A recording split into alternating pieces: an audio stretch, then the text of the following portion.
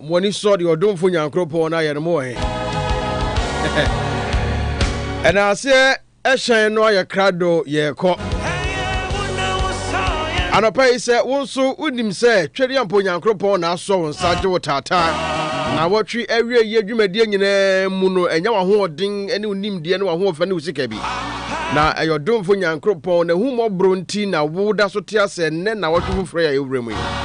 Bacho say what is na wakasa for ho dia kame ho na yemfase da PSA ma otiasefo nyankropo na wo hwe ye nso boye ho ban da ye ho masem Anopa ye de wona se brel ye ni obi biara ye de na ase de koma no obi anso nti magina nkanka se o gina ma nyankropo agine na ase da bi ne nyina ya bo ne bere na ye de aso ye de bre wo otiasefo no sanse ya me wa ye bi na wotwe ye na nkenye Andra jo krampo na nye efia da na nye memenda no sesa nanso nyina mu no nia esefata na wo de amaye ana de echenso ne nkwa no nso ye da so kramu dia no pe ye se wo ye gwanhwefo ye gwan kobia Anopa ye da was 21 minutes exactly after serving. It's Monday 24th August 2026 Anopa Nsempa jumedie chia me Kofi Adarkwah Nyametease matnase sabre kopem se no ndu bebo ye de jumedi esum bebi biara we bia fidi na tuma wutie yen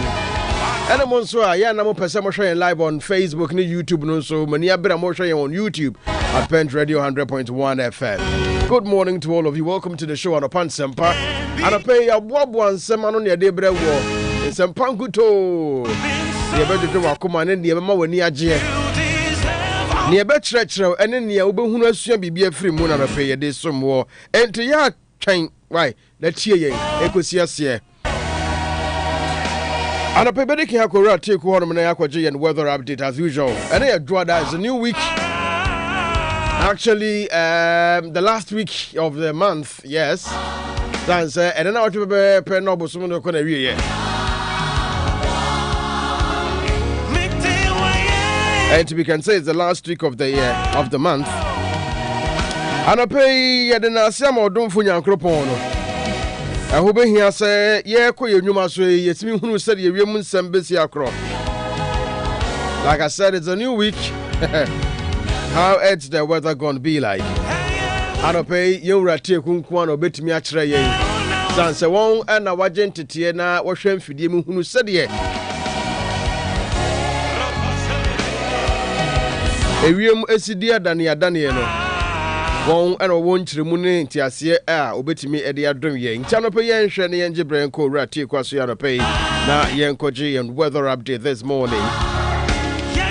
Ye we pe unim se ene ye droda ye safety message de bebro eti Anopa kaya ho na ye American temper 22 minutes exactly after serving ye nko na ye nkoje and weather update. All right, take kumpa Anopa, very good morning to you. Good morning. All right, take about an important to say Anopa. What the after Roma or the Achayan? This a monster Mohoye. Adum any adum nti yes ye ho ye papa ye da se Anopa say atewo ne na patrona wo na wo twere ye net say na ye obi nwom o se na ye obi say be fa ne sa okay. Right, all right, 24th August. Arguably the last week of the month. Yura ebobusumia ni mus enesa. Esatrevia ba ye ni weather partings ni mu ana ene dien ye be hunu ewo wiem ewia nsuo mframa ebe kosen. Madas Mr. BBC na machia atiefo nyina mamenko agya hono mo na menchia Mrs. Sandra Anopa mechia no fa amjisa ne hoye ubusa se nsakire bia ba nsakire nge na mkwanso a eba na obesha ase this week no ni nyina ne se the minor season no in October no etoso mienu ewo anafo fam no o sha ase the onset of the rainy season no is expected around the next September no September October no na just odi nsu no agugu pa enti ene ewiembe kusu Anopa na ewiembe so pie hwani so the cloudiness na emu aye shikakra The temperature and be free 22 degrees Celsius and pay. Now occur 29 degrees Celsius. Now just they are no be shit then. But around 3 o'clock, no, so you be expecting in shoe say a be gugu. Sana this week and so make us say you be in shoe and ukwada ya wada. Memenda you be expecting, but it drew her you be boy man and you be expecting soon around 3 o'clock. All right, you're gonna pay you that's papa, and I'm trusting said this weekend, so no, you keep giving us updates. Now yet me who said yeah, weather part things no changes no AC ever. Anopa Nyametease and have a blessed working day, my brother.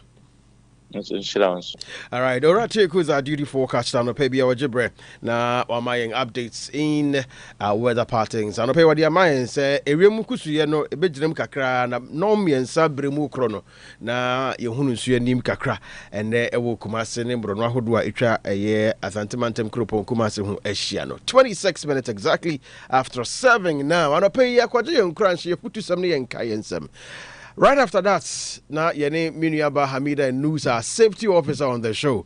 Now what to me actually and Nema about community and say, be our say, Yeshana, Yashi, you or whom said, be ya, Uncle for pra, woo, anasa Torrenchimbia, and far and brain. Can only say we are live on YouTube now, and then it's kind can see my brother, the fantastic justice, or no, and what's not to negate a journey more on a pay, would this urge Median and Yamaya, Tino. But before that, you know, the legendary Alexa Champon, Dr. Alexa Champon is out with a brand new one. Some catchers, I mean, lately, you know, Obi are born no penalty, blame you, so many say, your bonus, your bonny ye. So what I say, a Tommy and I'm the Bago Fijina Bium May. It is a brand new one from Alexa Champon, a friend of far. Yenti, but it's here.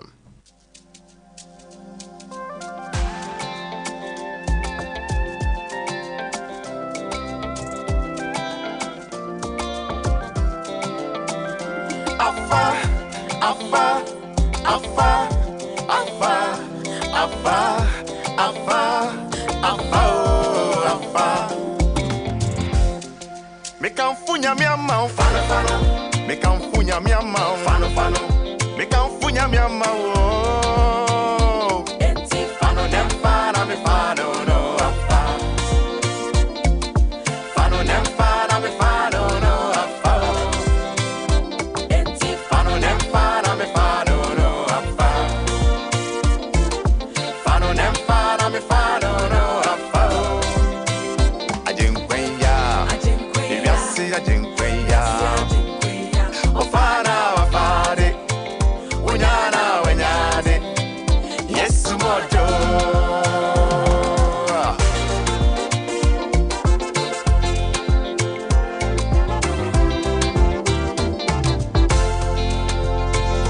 Odi abom, amamin, afao, akwanti yonon, no carry the edoson, etimu ho da. Ono kafu nyamie okaya wayo wanada me and defe me and Jimmy Sikebi wapi pa minisione afa wa mama siri afa. The Lord I serve is not as calm. Me can funya mi amau fano fano. Me can funya mi amau fano fano. Me can funya mi amau.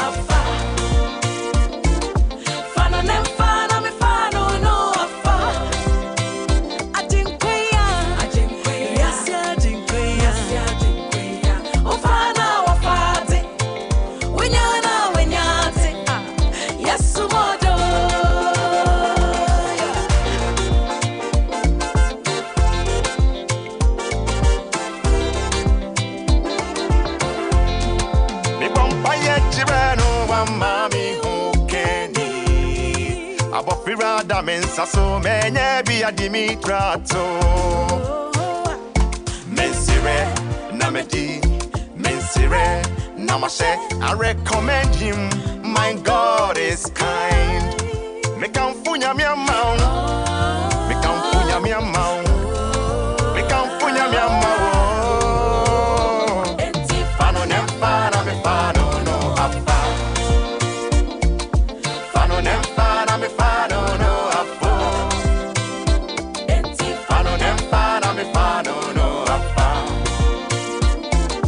Fano nem fana me fano no apa. Ajinkwenya, yasi ajinkwenya. Ofana wafade, unyana wenyane. Yesu moto.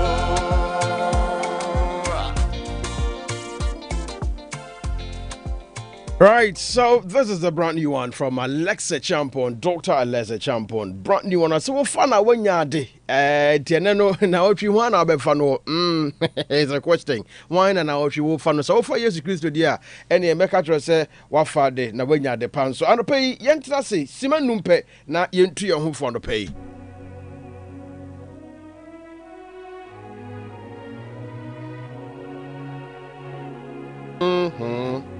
Yes.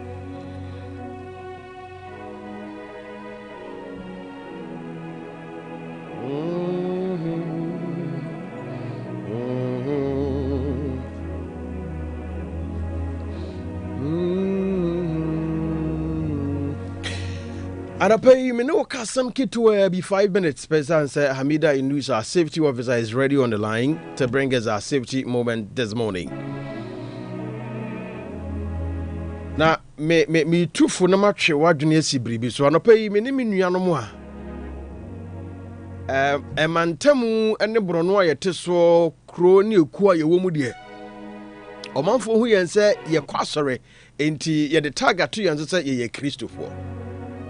Okay, enti metimi aka se ene me ne menua no ma Christopher ene menua no ma gidifo ene ankrankra bi a wutie pentradio anopai Bia na wuntie bi that this is your very first time wuchinjima fide na koto ho ana wateme ne mestre say we dey ma say me na nya the crowd dey ma me just a minute let tia semi am e catch we is and say this could be that message you've been wanting to hear bibi makwa bibi nsu nsikwa etanope if you haven't listened to me ever before now by whatever means what chance upon this dial na utie sa eni I don't know where you're listening from.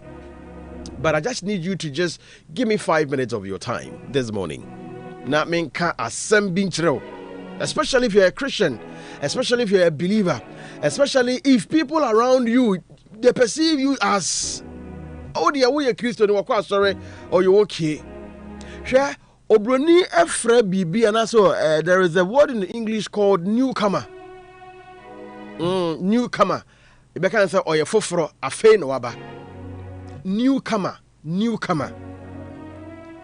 Na since ye tiasa asi so aye ko na ye bei ebi wu na ye wu bi ebi enye adwuma na ebi de sei ebi nso afi na mo wura adwuma mu no ebi nso call retirement enti every now and then in our social or emotional or physical in every endeavors of our lives we experience newcomers yeshia afoforo nipa bi a woko dwumadie bi mu foforo nipa bi a woko som bi mu foforo nipa bi a wo wura te bi mu foforo so there are newcomers in every situation na aropai me twadwen si tag bi a ye de ama supposed newcomers already afei na waba na me twadwen wuramu akosi ya sorry fie ne de wura efie yetimu ene empo adwuma yeye newcomers.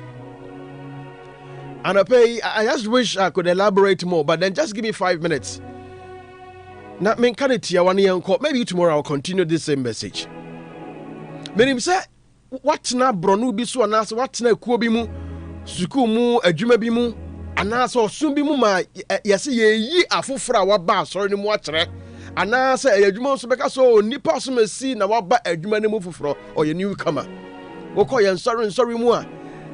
And sorry be at the pow. I sorry Pentecostal can typical assembly me pa near so where you new come a fan no aba now should you see the so who the way is the so near den sambo ubo din be free ubasra ya na so near be som ye na ye di o se bo near boy and sem near de na ye Freddy Kimba come fa ne office boss a more tibi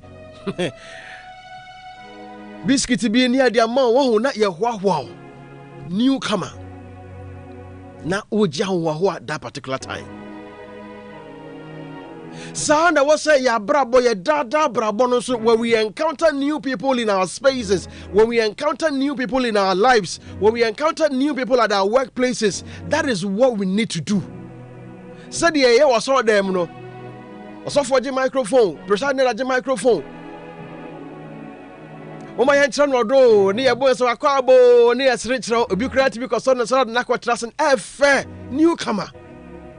Now so say wo free aso dem na say wo wura ye adwuma mu wo wura baby aye adwuma ho wo wura adwom ho wo wura hospital ho wo wura wherever you are endeavoring baby wo ho no ma wo try wo ye bribi wa ye hu say onipa foforo bi aba pe sa esu a nanka eda na di wa so dem ho no no nanka ye hwa nanka ye hwahwa na ye bo say on a normal day, you will never serve anybody malt or biscuit or anything. But because it is in the presence of God, now I hear come on. But when you go out there, hospital, school, bank, when you see that newcomer, then you want to overlook that newcomer.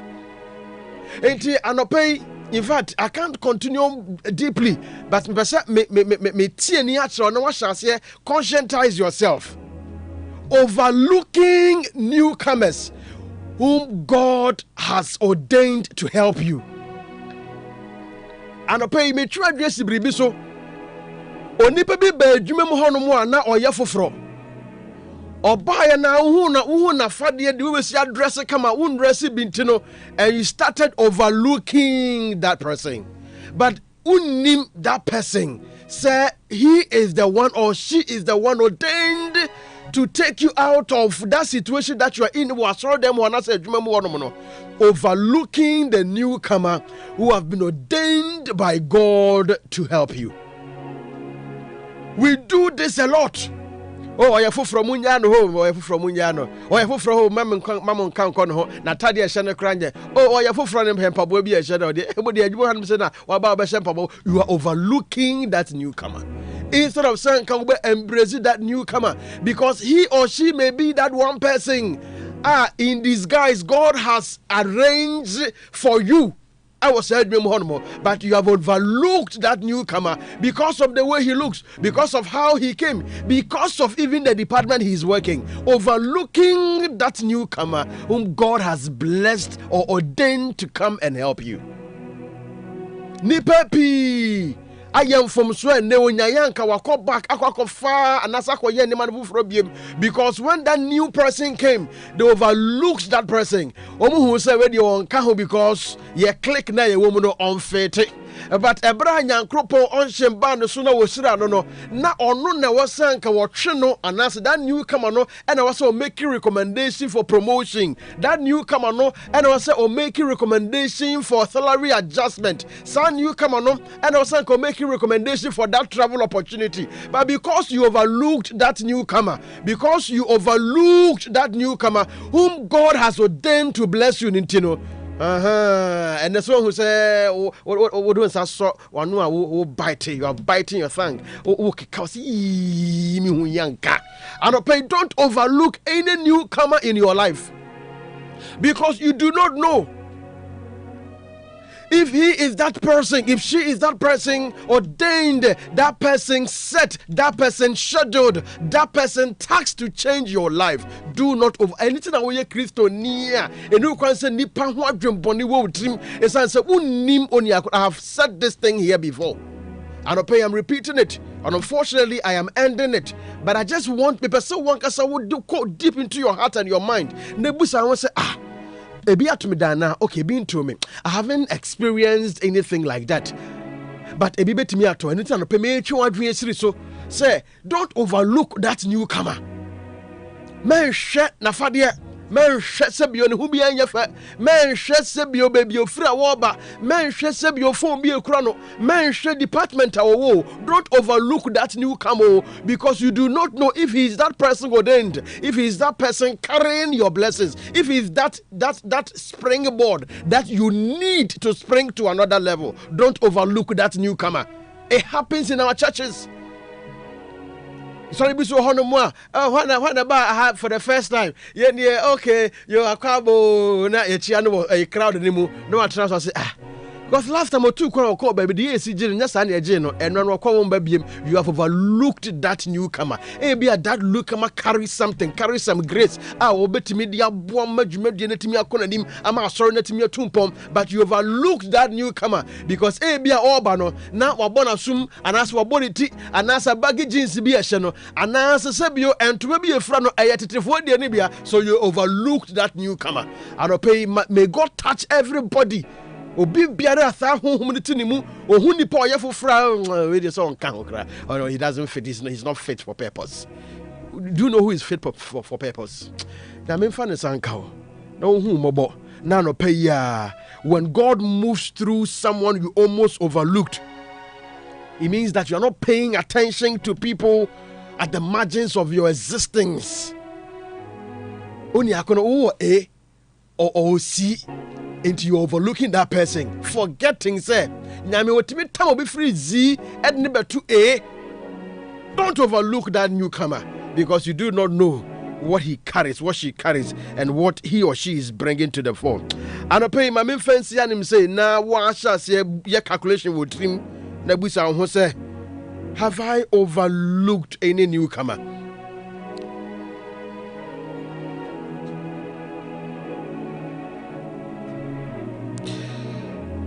Odonfu nyankropon debia wo bie yeni na wo mayen eniema ye de kyerɛkyerɛ no anope yesre ne se won koso na wo moayen na efiche na call. I will show you some Bible figures here. People overlooked but God needed them. Who nipa ni so no de oromo ka ho, but God needed them. Na nyank omhu hiama Ewurade. Na won be ya chade de ma wo man no, won be ya chade de ma abusua no, won be ya chade de ma ekuo na wo mu no. Enu nta no pemi nua mi tufo no ma hyew de ne say, don't overlook anybody, especially newcomers, because you don't know where they are coming from and you don't know who has sent them. I'll talk to you about David, we'll talk about Gideon, we'll talk about Jabez, we'll talk about Moses, we'll talk about a lot of them. Na me ya dum watch na anope wo suru hene no wonhyira yen wate na womwe yeni na womwe ya adwene mu na onte yakoma ho se de be ya ye hia nipa wo ya foforo wo ya kwan mu a yembu onanumutia yentietia won fa hodie so esan se yenim terade nnum yen na wommoa yen enne ewo Yesu Kristo dinimu be pa choje me so amen na erade nhyira ho.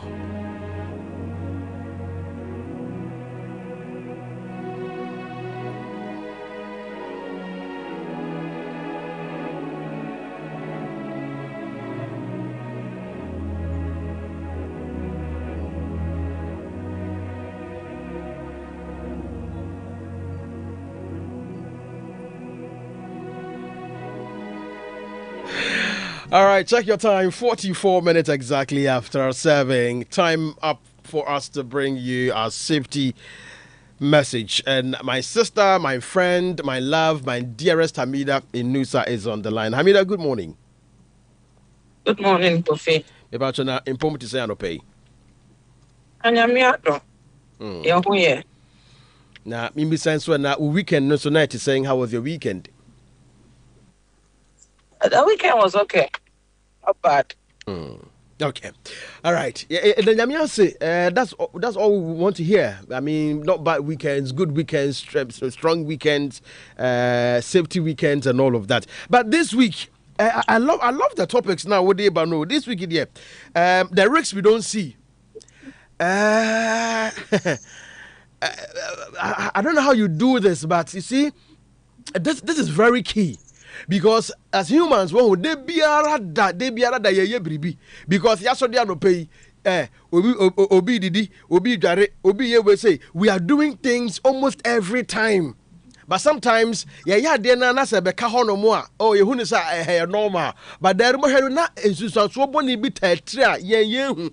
Enti no, I am very, very happy that you want us to look at some of the risks that we don't see, yet we continue to do them. Or yet, I mean, we put ourselves, we plunge ourselves in that area.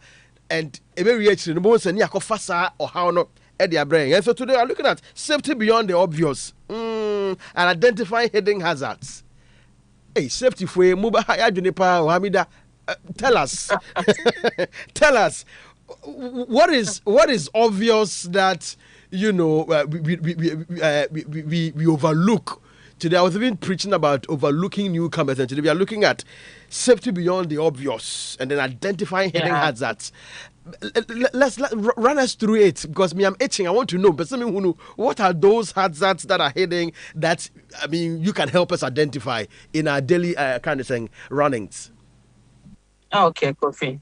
Thank you. And good morning to you, everyone in your studio, and everyone listening to us. It's another brand new week, fresh new start for all of us. I mean, to make wise and informed and positive decisions that ever impact your lives positively. I mean, every week is God's way of giving us a second chance, or every day to say, so to say. So, ukodana utimi sorry. I mean, every day is an opportunity to start new and to take away any negative habits are now we are there. And so share hidden hazards, as you rightly mentioned. Hazards they are all over us, all around us, in our homes, your communities, your workplaces, your schools, in the market, everywhere. Hazards will be there. And a hazard, you're treating hazards, but let me just repeat again. Hazard, be biara, ebetimi apranipa. Bibiara ebetimi aprenipa bia, anything with the potential to cause harm and injury, and sometimes even fatality, which is death. Again, hazard. And this definition, no one will say hazards there. It's everywhere around us. Anything with the potential to cause. Sometimes you can hazards or be sure you see potential to cause harm or injury or death. No, people start thinking about like very obvious nyama etimi prying, like sikai, cutlass, a gun, a sharp object. I mean, a car, ball, and I say ube tough from a height. Mm-hmm. These are the things people's mind usually go to. But nyaman kitty be so better me a day. April. Kofi Uber and Apple, say you are sitting on a chair. Yeah. Ura studio, did you take a look at your chair before you sat on it? There be not justice to swing. I assume say okay. About to so just a shame no want to know. Mate, into justice better now so now showing no. Yeah. Who better not to be wa. Would you Ubeka say justice na ya or and I say wuna one your due diligence? And now justice private now so no. Did he even check before sitting on it? Me sure. Ono that's already sana na ni subiri nto nti me check bibia. Into the sanya man kitty way. That is why we say hidden hazards. Okay. Nobody would suspect or think say akonya betimi aha obi ana it's wakonya utina so de bia as okay and justice by or better now so also by and justice to something no also better now so. But it can happen, say justice, something happened, and I justice cry. Last 2 days was Saturday, Sunday, it was over the weekend, we'll be in the studio. So the condition you left the chair, you can't guarantee, say, and it should be the same. So Ebiana Akonyan in the 9 bako, Ebuana, something has happened, and one check it.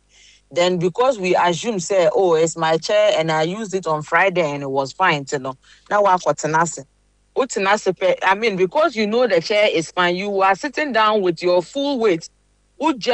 Yes, and then chair need to make topple, then you fall down. Depending on how you fall, or depending on how floor and how I hot and over to me then a proud. And to now, Nasono, a then hazard a mouth. And so Yeah, no, we encourage that we should hydrate, and water is life, and water what gives life, as a week for Becca. But insurance can also be a what, a hazard, because oh no insurance now oh kasa, and I say you drank the water or you sip the water in a way ya ebe choku no, which happens most of the time.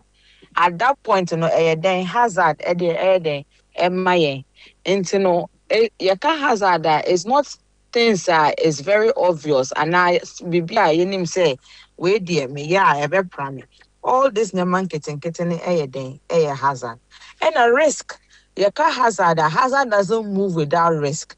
Into risk, the likelihood to say, akonyana mekayano, obet nasono, in case say akonyano had a fault, what is the probability or the likelihood say ubetofem? Now utofema, what is the consequences? Utofema ubepra, now upra, how severe or how little? Into no safety, ye share hazards, and now ye risk assessment, ye share hazard no, and an risk. Into adi we beti me aprame, but how often na ebeti me see? Na esin what is the degree of injury I made me sustain? Into hidden hazards ɛwɔ hɔ bebree as me kind no at home, at work, in the at the marketplace. Into if you say lose electrical cables, ube ko be them. Ele ne socket baako or the cables by 1,000 na ahyehyɛ mu. But because they be no wires running everywhere, even in our offices, loose electrical cables, you can trip on this. People don't see say a hazard, but you can trip on it. And if you trip on it, imagine say Kofi, tripping now a pot of hot soup BC with him, then you fall on the soup. So it's not the tripping, but the impact are the bebano na yeshe. Into no until be undermine tripping, no, but tripping, where are you falling? And no na asem no. And a slippery bathroom floors several times. Me and Kasakra order.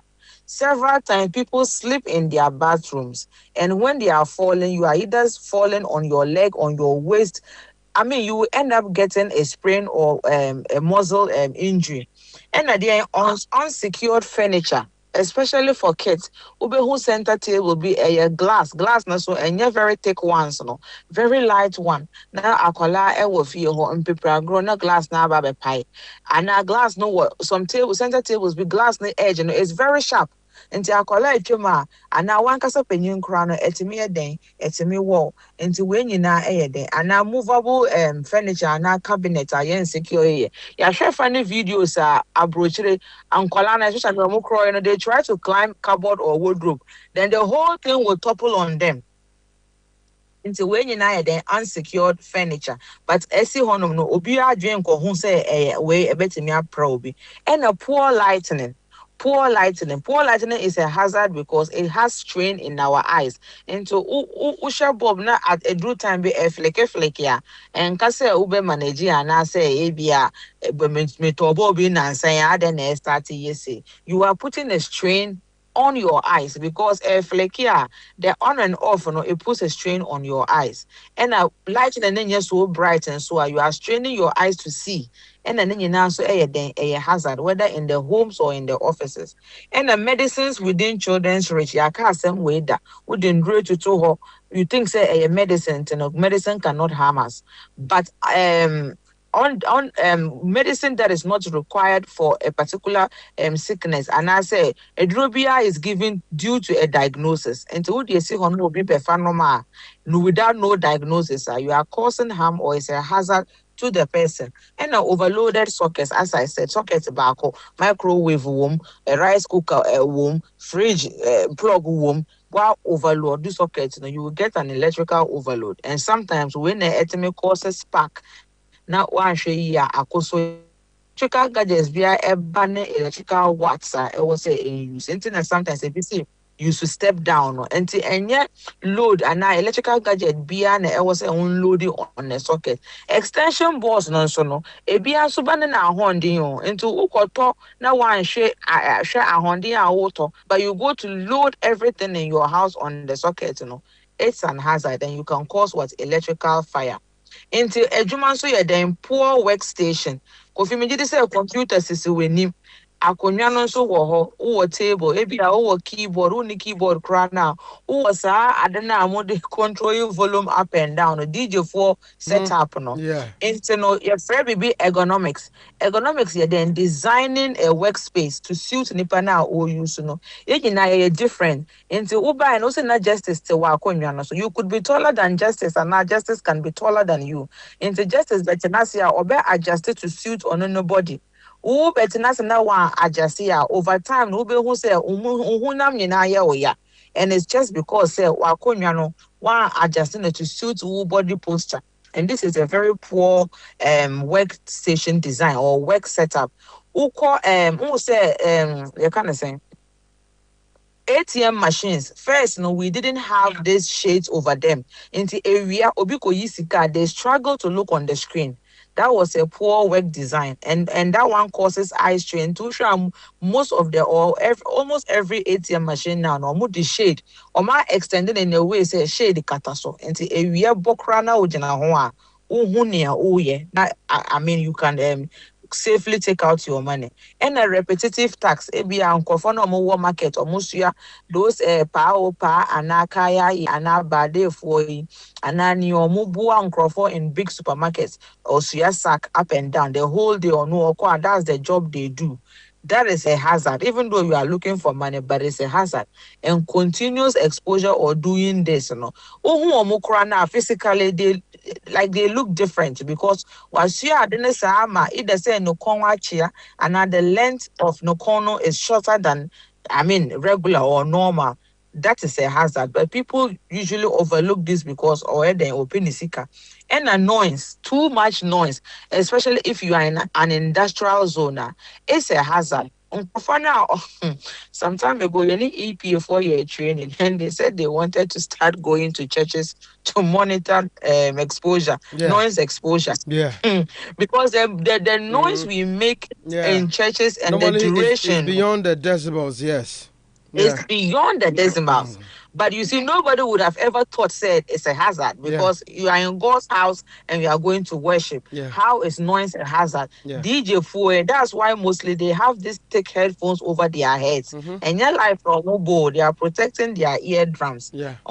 And poor housekeeping, who the name to two and now officer, you don't even have a space to pass. BBI clustered. It's a hazard and it's a trip hazard.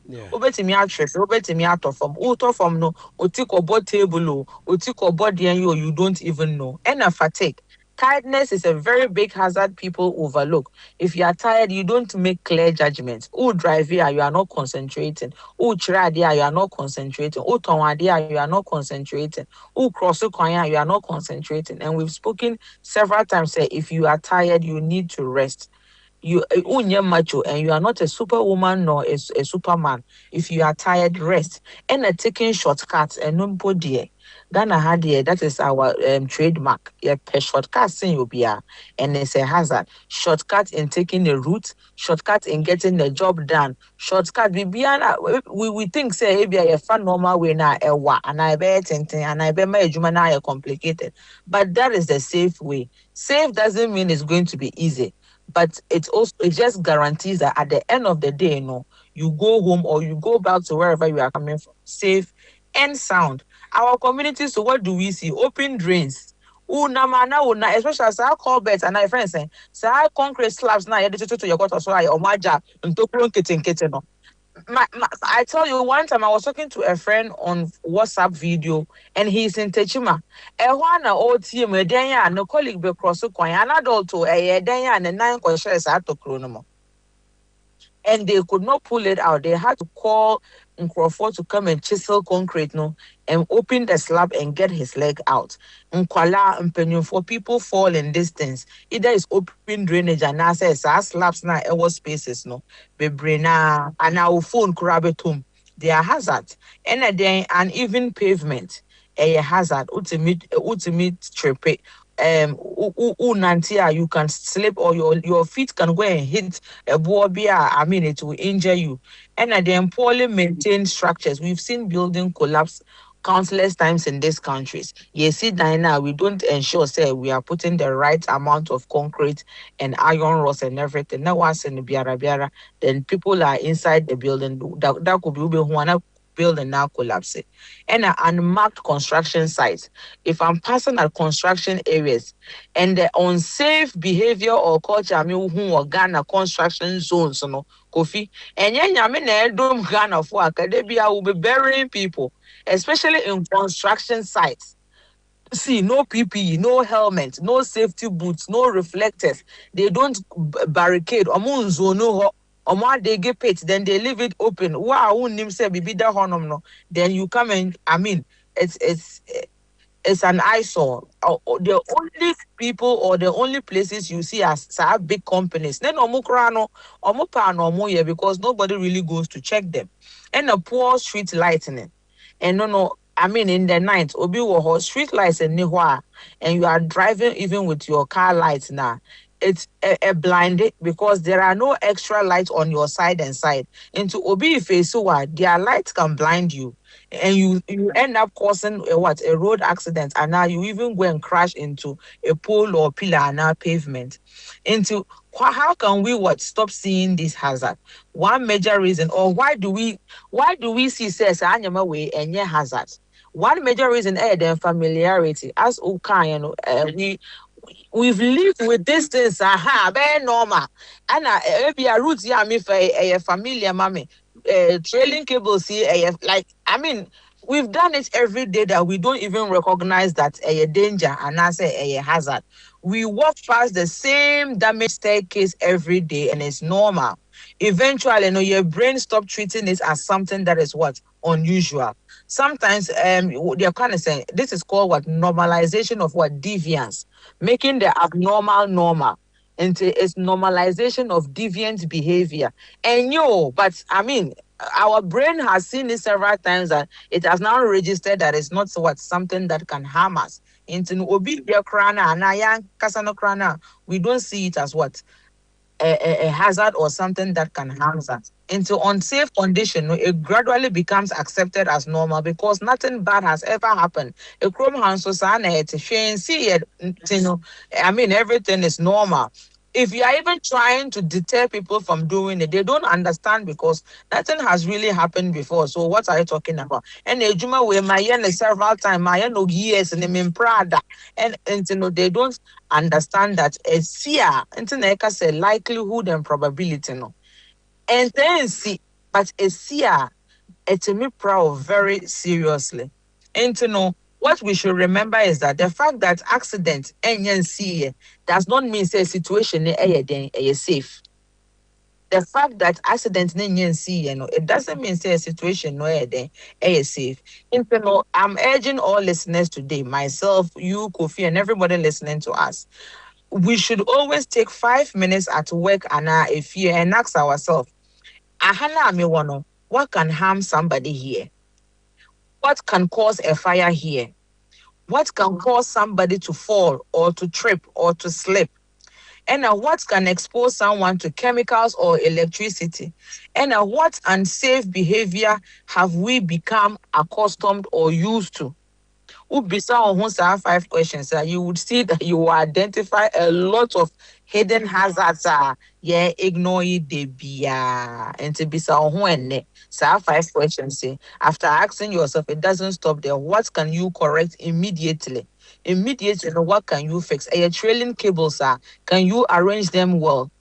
Sharp edges of furniture, can you make sure say you are getting something to block the edges? Akonya and 9 back but manage sometimes our wheelchairs say 4 or 5 back but manage and sitting on it. Nobody has ever fallen off until normal.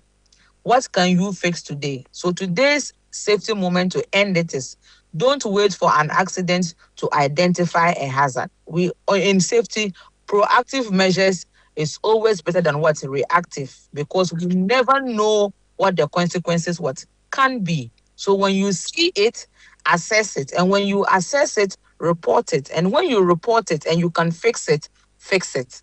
So today, that is our topic.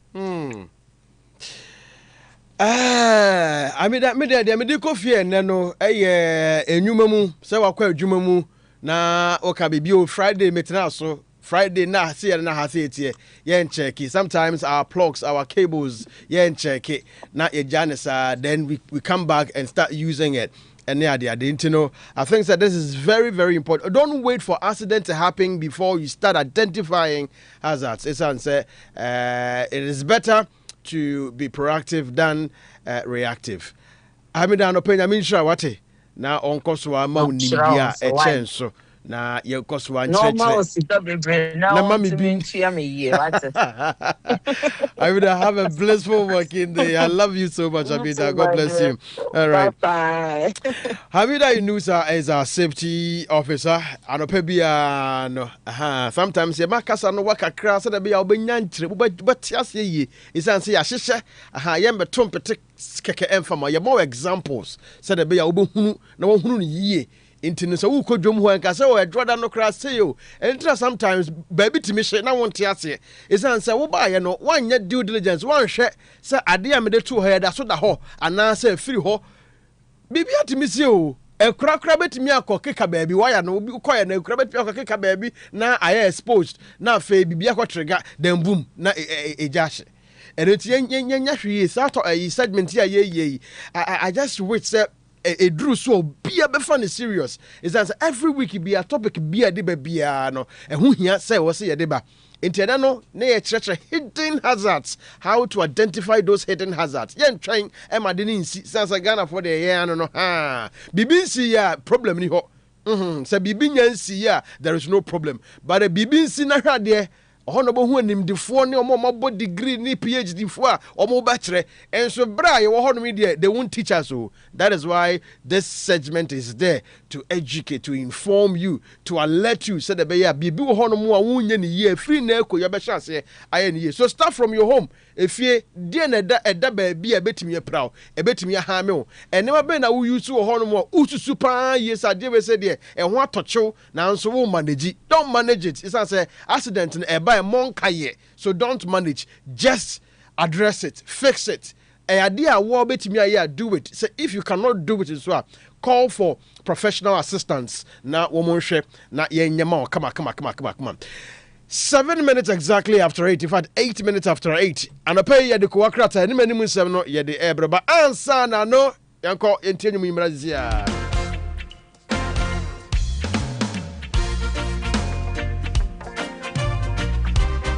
Do we have some reggae lovers in the house?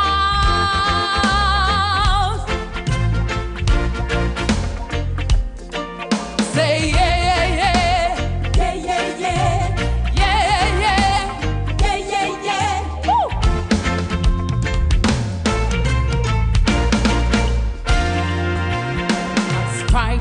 Lord, the glory due his name. Bring an offering and come before him. Tremble before him, all the earth. Let the heavens rejoice. Let the whole world be glad. Sing us cry to the Lord. Let's cry to the Lord. Yeah. The glory due his name.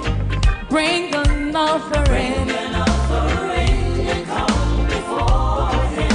Come on and tremble. Tremble before him, all the earth.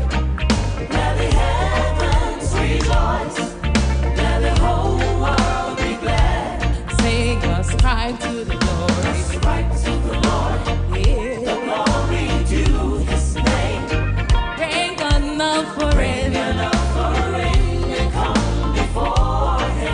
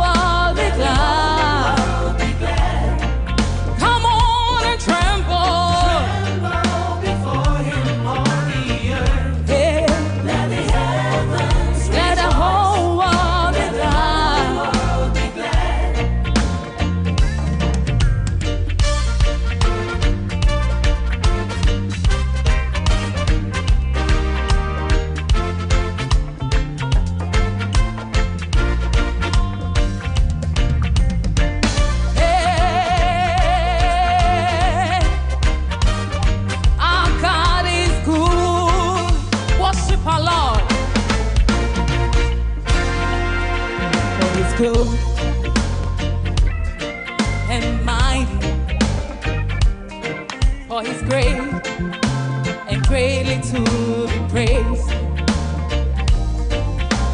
Tremble before Him, all the earth. Let the heavens rejoice.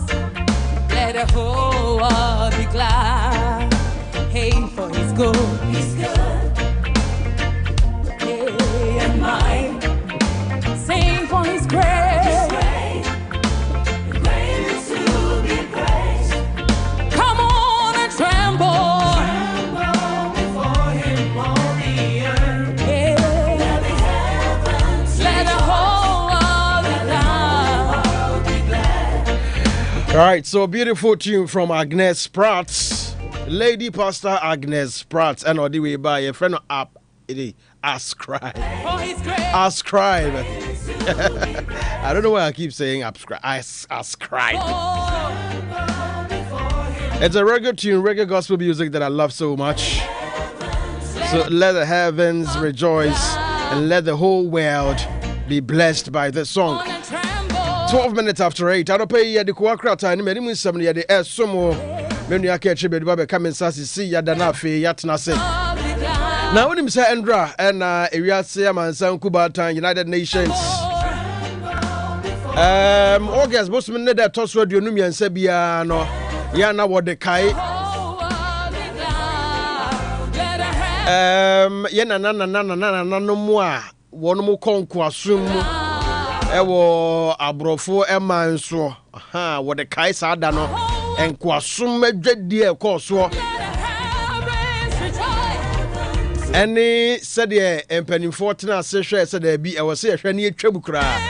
So yesterday was International Day for the remembrance of the slave trade and its abolition. Now Foreign Affairs Minister Yunra Okuja to Ablakwa ekopiemu ewo Turkey. In fact, Russia, nobody didn't come over. We say we send and say bebre fa slave trade no ho no so church na adwene hu say ye de name ye kra say e behwe nipa da sene nimpa na ye de boato no so ye hwe ni na say bi oni mo hu kakra yes wo no betimi aye mangofuo na ye twabo 2 pounds ye de ato so ye hwe na say oni mo fa kakra so wo de wo no betimi aye ye fa say bi you can say bayrifuo na wo so ye twabo ato so na ye de adom ato so kren ho na eto going bon say sebio Lebanese ni bia o friend ho American most wato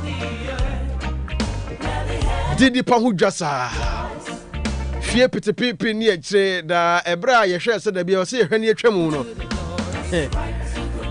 United Nations August boss with the toso de dumien se bia no yemfa nkai sa da no say dwadie bone e course wo wiase ene mpadifo gina ya wotu ye na wo hwe se wo se hwe ni atwam kra na no menu aka ekire se da bi after the slave trade there enipo na ye ton mo no na ase ene nu so da hu sa de say ye do mo come market na ya de abodon won so ya tekire ne but ene no still on the nadwini mu no adwini mu no era so ye nkoa ewo abrofo na di so e be du komo ketu bi afezu this over the weekend kwesiada no na nyame asafo ma wabeso ma sori na finfie aduo nu kosi mfie be ya aduasanso ne akire onyina de wona djuma ba wieye enti in the history and in the records of the Church of Pentecost no wo ya djuma du brabi na se wonya mfie bia wo se yebomodin na yegya okwan na se wo de djuma eto ho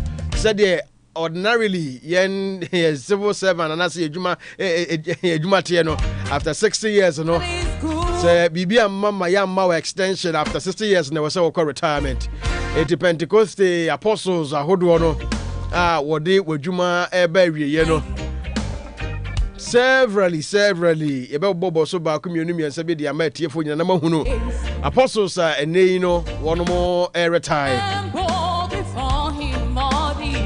Now the problem won't kai say area no mienu apostle doctor in fact apostle retired doctor SYNG Samuel Yao NG a former board chairman Edema Pent Media Center or a former missionary or a former area head Edema Cape Coast or a former executive member But says here on your former or your existing or your existing retiree, a husband, a father, and a member of the Church of Pentecost. Na nyame adomo na wie obetra se na one na bedwafo ahia na ede no o mate ase se ye behwe o how kakraka ba ko anei no omanfo pii na bu oni aguso aha ye de ani esi emre bi atwam na ye de ani esi HIV esi ade so ene radio so na mo ha ne ye ka ho asem ne ade na yade bi wo hod mo ehunu se sa yade ne esikafo ne omo di mu na wonya enso nei ehiafo nya bi esikafo nya atentenfo nya tiatiafo nya kromufo nya nkrosifo nya obia enya sa yade ne bi na ene wo mo de dokota pani pa free comfort no che arasa bia kasiem hono mo e ba be kyerkyere yen liver credit and brebo ho ye brebo no o hawa betimi dia brem usuban na woni ye bia wo ye betimi akofa hawa dia brebo no emu yade ne ade nyina no ene doctor pani betena se ne wa kyerkyere ye edu ti mesra wada ene bo awia no mienu pe bomodin asa afide no nchi mfiri ho no mo enka se wo kwa kwetie hwan ya no mo den gromfo minim se o ta petie eno no se bi o wo kidney yade na liver yade bia untibi nye nsua bia mfiri wo enti ene 2:30 sharp na we bia fide na to na apostle retired Dr. Ezra Entry and Dr. Penny Tracia wa genchiremu ne nkyerɛkyerɛ fa liver disease ɛwɔ mpanimfuo mu wunyini no ɛde ya honam no akwa no ba bi ba yemre ne mo no sa wo bɔ bra yie tutu anamo yie ne ma bi yie didi yie ne ade a I mean ebetimi aboa kakra to a larger extent enti make a date with Apostle Dr. Ezra Entry this morning in fact this afternoon at 2:30 p.m. on Abrabomum Pensem mumre nunya ka kyire atena se na mamenko ne nchen ema na che ene de o sit there bi we sin dada mu last week there o de fam yen kakra no o de free eno na ase na mo the pressure ene de pressure bi ani ho no ba bia te no tintim ta na kama pa they say we be sha na ko challenge man do team meeting o bom mus me bom ene kama wu onka de justice de ba yam ye no all right, we are at catch a good morning. Yeah, Kofi. Nempom. Oh, Nyame adom or the next one family. Yes, Kofi so here. Adom na bia, adom na ebusu no. And one the quick crying you catch re. Catch nya adom no a. Nothing by grace. Enya adom no a. Nothing by grace. Now weekend net is a minia. Oh, Kofi, adom Nyame adom said ye kanwa. Yeah. Boni bi anim. Ya boni bi ansi. Dia kwade aba. And say weekend so na your papa nom dodo na so no ye jabi mo kwan and na bi mo so ye yon welcome services so e dey ama mo say so for no ebie and enti eno na ne ani edidi de chire no chire no de boni bia so far na Ghana so ya nti atenka within the weekend ne de atenka boni bia nti no nyame ne yeda na se Kofi nyame ne yeda na se ye ho ye yeda nyame ase enti my share some of the apostles are over the weekend kwasiada no wono modi won dwumadie nyina eba wiye ke kire de wo ye asore panyini esan so kra ye emabunu no so wakandini enti no eba no asore no dwumadie bi sei no ya na mpanifo transit to tonema ahead of the retirement service no se de ba besi akọ no ne ade ye ndi kan yen hwe yen papa Apostle Daniel and Mrs. Mary Boy in Safo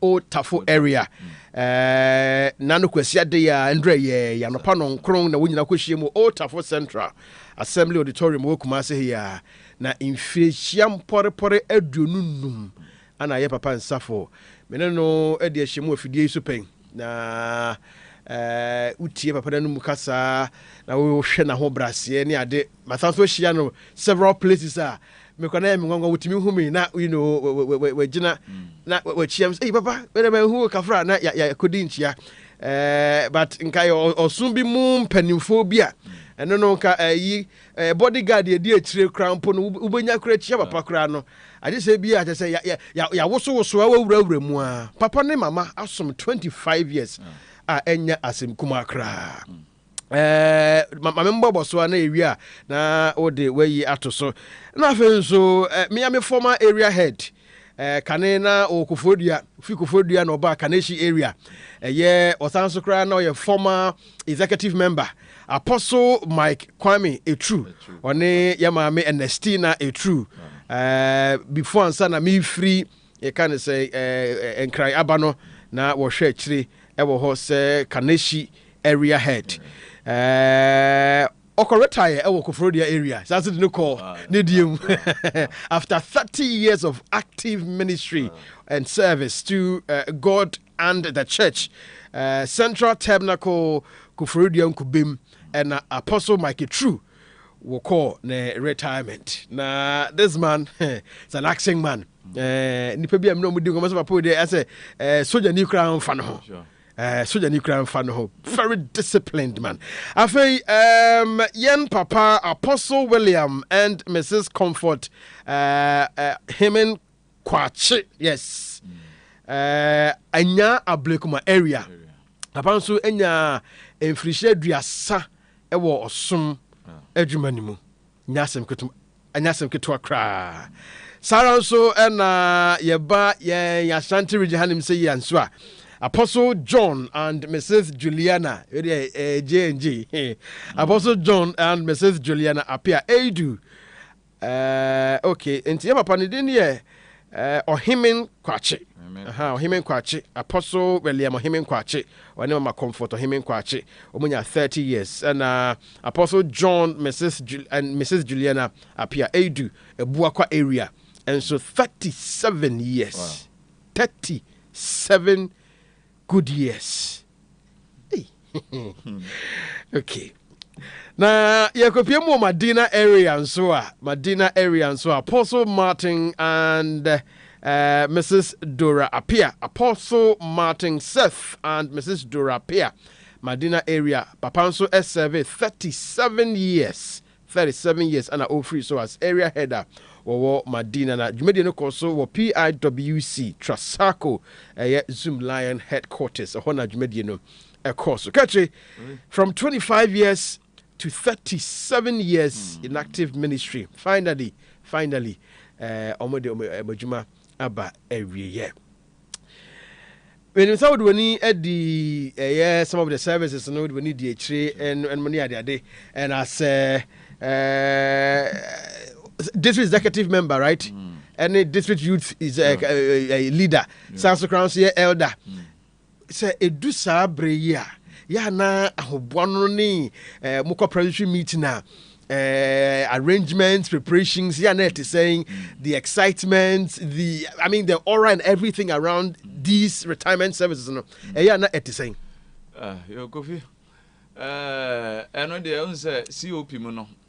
Nhyehyɛ ya da hɔ dada mamini ka nche yatifo na nse nhyehyɛ ya ɛwɔ hɔ bibi foforo bia no so far as since I'm district executive member ne nhyehyɛ no basically unse nhyehyɛ mu no area no apart from ebia regional where the coordinating council operate no everywhere then you come to we come to the area level then area level no to district now for district no what we call the assemblies or locals sorry ahodo no enti say area muno dodo no yenim say yempanyimfo a wo masom ya bebre no one say recently say the yempanyimfo ya na ye ma wono a transfers no yebum ana say no man say district bia ye ne de kan bi wo ho ana one area no ye fix it one date na ye na se bia ya kwankwaja so a saa na ye no ne bia retirement so a ye ne saa na bia welcome services so a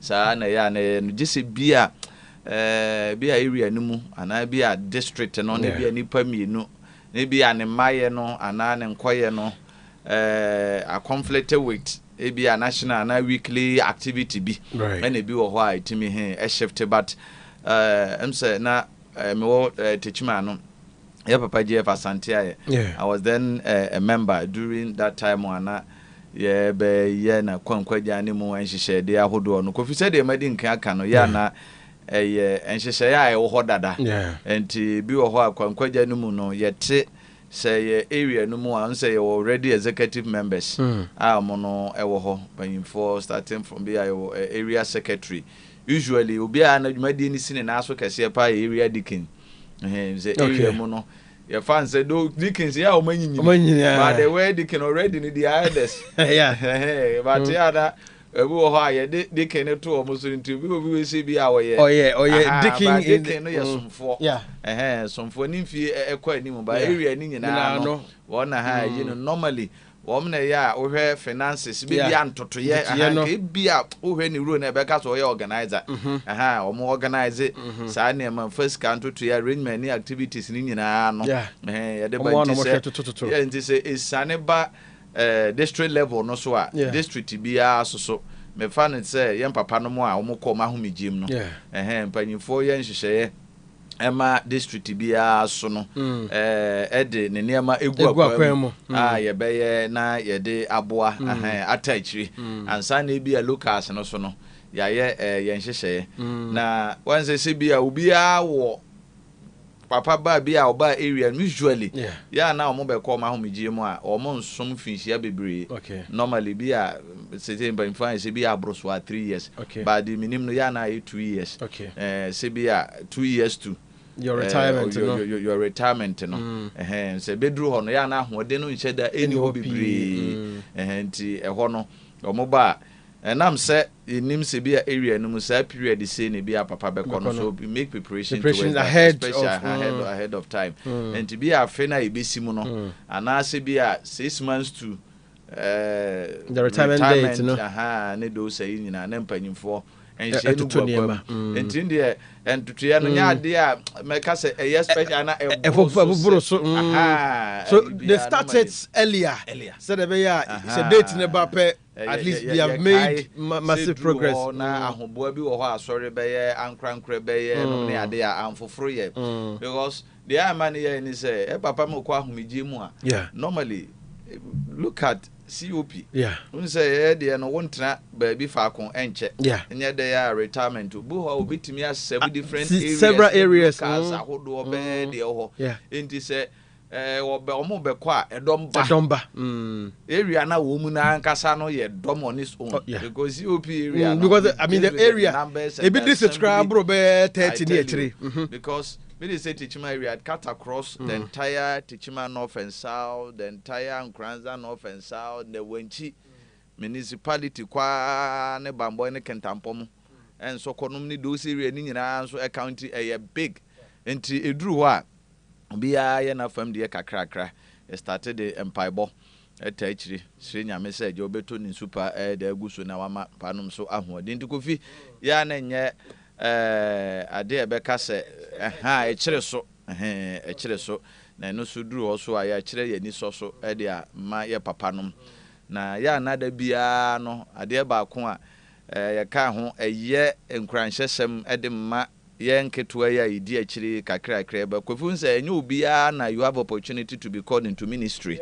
nanso no ministry work no ye wo to asori no mu a since we ye member we ye ho ministry emu a ka ho bi ntina ye wo various ministries by traditional ministry being men ministry, women ministry, children ministry and youth ministry ne no nyame adom chieftaincy no ababeka ho evangelism and I say ministry to teens no almost cry e dey ho and I say person with disabilities and othership num nyina so no ababeka ho enuti obi bia wo asafunum no ewo dwumadi a wodi ana se ba bia wadoma kyede anyame de ama no wodi ebewura aboa amani nyina nti ministry ni nyina ka bomu a ena ma asafo no so ye de enyini ti Kofi obi efiri ba bia ba be somafo no wo hwe ye nhyehyɛ mu so a somafo no na in terms of fancy COP system no ho na ye beka se eye kese high rank in terms of ranks kasi will be a somafo a no and I say apostle de no ho na ekokopem enti Obi be wura mu ho abe area head Kofi na ba bia wakọ na wa unim say the system no so dey sit there. Yeah. We shall see missions field. We are Ghana ha no. And do so overseas na over country and now for easy. Aha, easy nti you do free baby. We shall do na minim ne de. Aha, you do free. Yanka se kurase ba kurunketuam kakra. Kurunketuam na ja ye bo ba kakra kakra. Umumia no na kakra kakra. Ekọ animu nti wunya background na obi wote say dey wo kan. Bu a wutimi kọ different region, different area. No ababi wi ewo region. Or the body shasi na bibi. Papa je Basante I won say mostly no Greater Accra, Basante region echo missions in I think Lesotho, Southern Africa.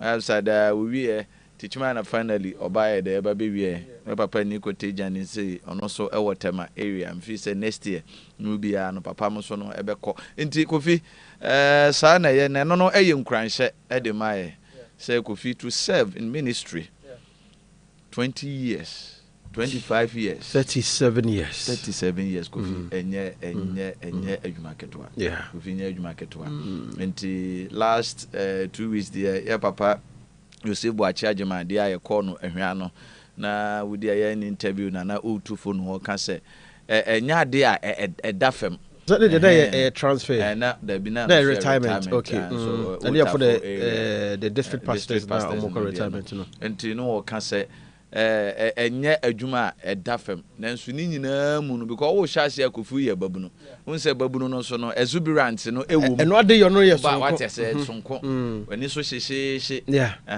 ena when say in terms of humility COP mu no we say yes ye kire but we don't normally teach focus on humility over you adapt because ade a esedua esenyunu bi uwura ase a enyunu na efaw enti no ade bi di say ahobrase ni discipline no ese ye kan bia mpanyifo be ka say de atwa efunuma enti moment a wo be wura mu no cover you adapt to the system in terms of discipline and ahobrase no because anete ye mpanyifo no gina soro ho a ebi omo come previous those days omo use stage no me ade akire ebi ani so shepa ani so shepa every no kora ni no wo so ye djoba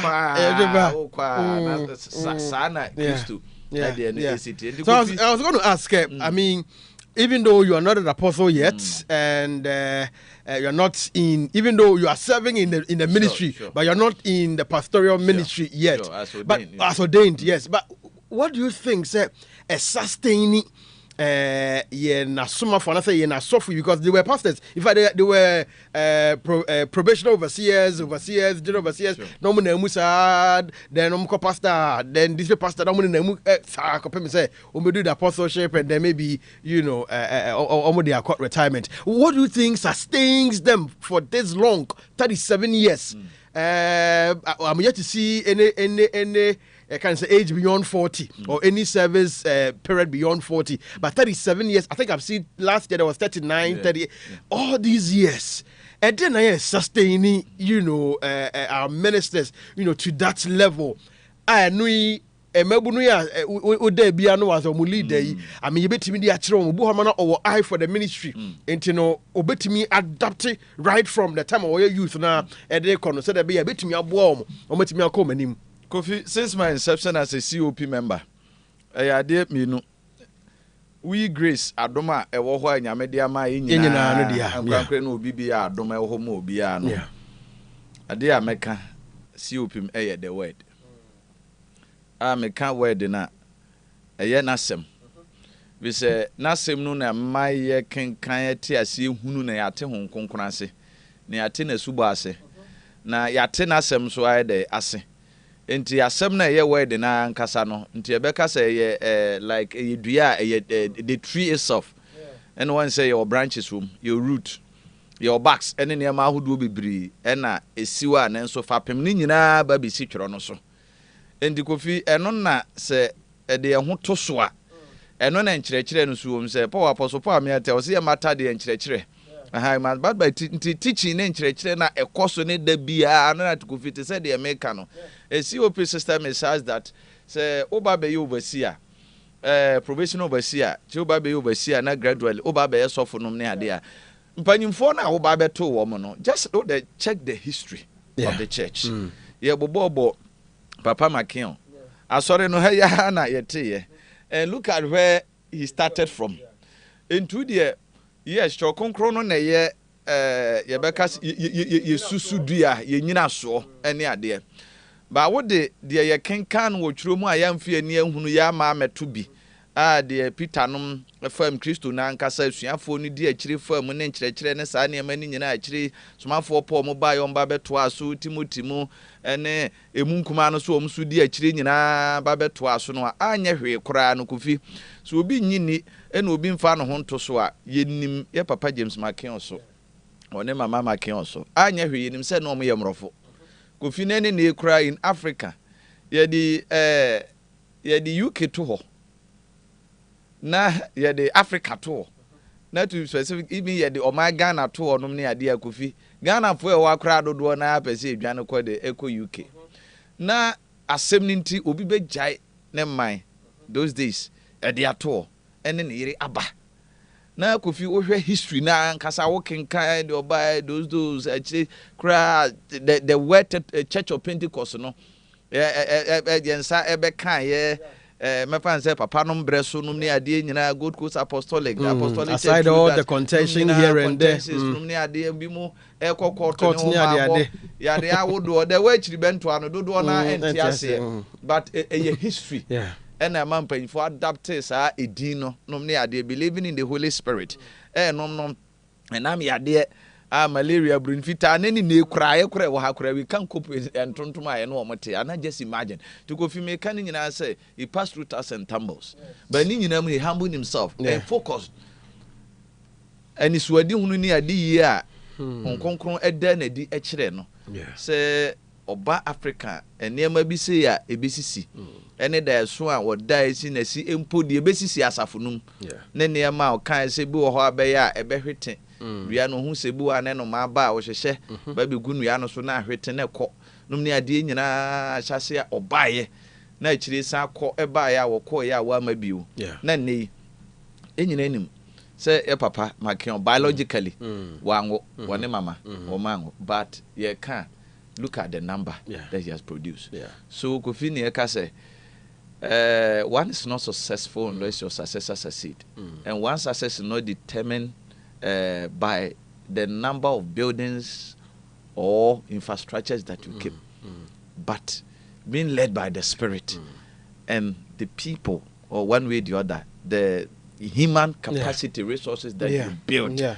And the Kofi utieti we mu nyina metimi akase sa ne ma nyina na nkyerɛkyerɛ no so a oba ye de ema no ne asafo no hyehyɛ ne sa ne ma nyina no eno na se udi so Kofi misusu se sustaining e Papa no ne ade nyina because how no de kofa by na nkasa no just imagine what he went through nipa fam emra fam even governance political onto any of our local language but by no bi kra interpretation nom ne ade nyina no se dru ba bi Papa poku nyina nom homne no enante ye ni nyina dru ba bi a na dene wadidiem ne nema which say we name the terrain everything na watimi agina bepem sabre so as it is and me feel say eno ne ade a beba terade na ye Papa o setena asase so du no kware mo ni nka urade ho na obema ade wakoma pe enti eno na minim say Papa dodo na. But we should also appreciate the members as a tune and say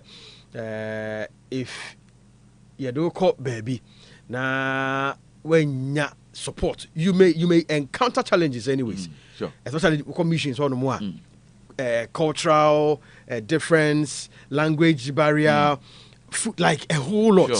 But if the people that you do kotoma no say when nyasa support no, me sure say ubetwa say miana me see me person me yesofo and erade nam na adom no so aboa me ma ba be sofo no. But the me comedy me to me you ubetimi ajai. Sure. So we cannot downplay the support that the ordinary membership of the church, and as a members of the church, providing, to our ministers whilst, in active ministry. Far as a funisi horse, do ya make canoa members in Hinino? Yeah. Or more, they are the roots. Yeah. More tapping the nutrients.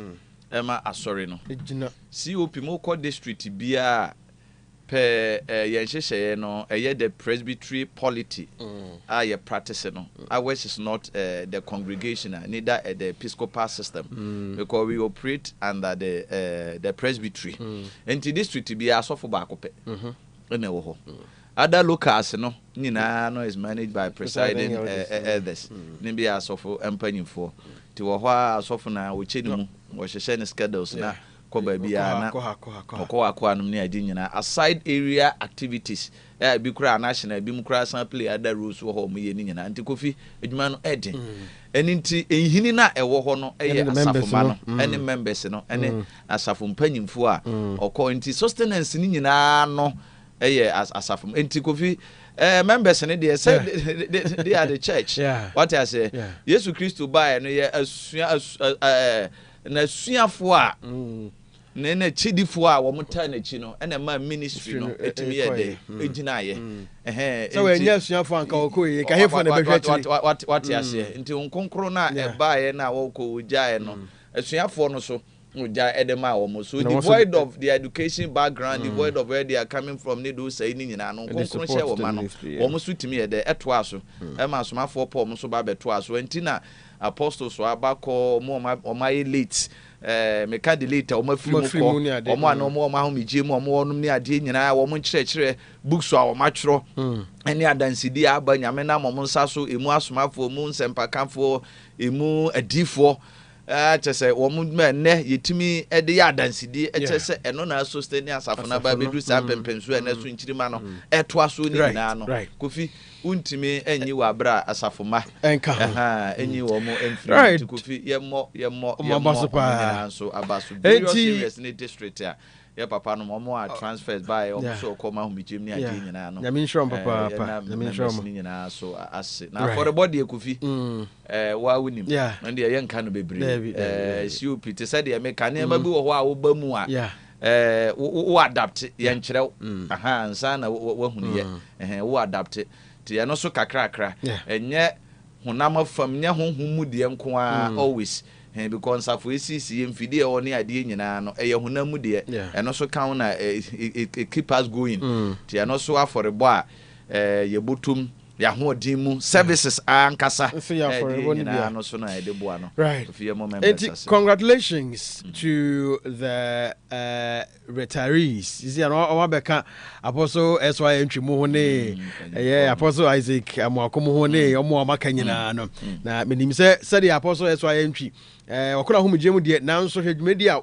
wakyekere a ode brain wo fidie so ya na mpempi no omo fo se wo mo kwa ho mjemu anu anu no adwuma no na in fact active no sure ana ya teso kakra but yes but still na oboda so bo adwuma pa wo nchen a enye asemketo a don't know ye bom abaso papa nyame won hiro mo ene members nso a wo mo ko support ye sometimes obitimi free hifa was hey me area headi ana wo ko retirement o won cry wo hye kura bia se wo ba bia from obetwa nso be de ho nso obeba ni nyina ye Minchawa no ya papa mga JF Asante ya former area head the later Mishada Jomo Amankwa from that time Luma no na ho mijim bempanyimfo nhihye mu no na e was say so calling back sometimes that wo kasa no esibo nti say kan e bo mi din de apostle retired afedi e be say come say no they say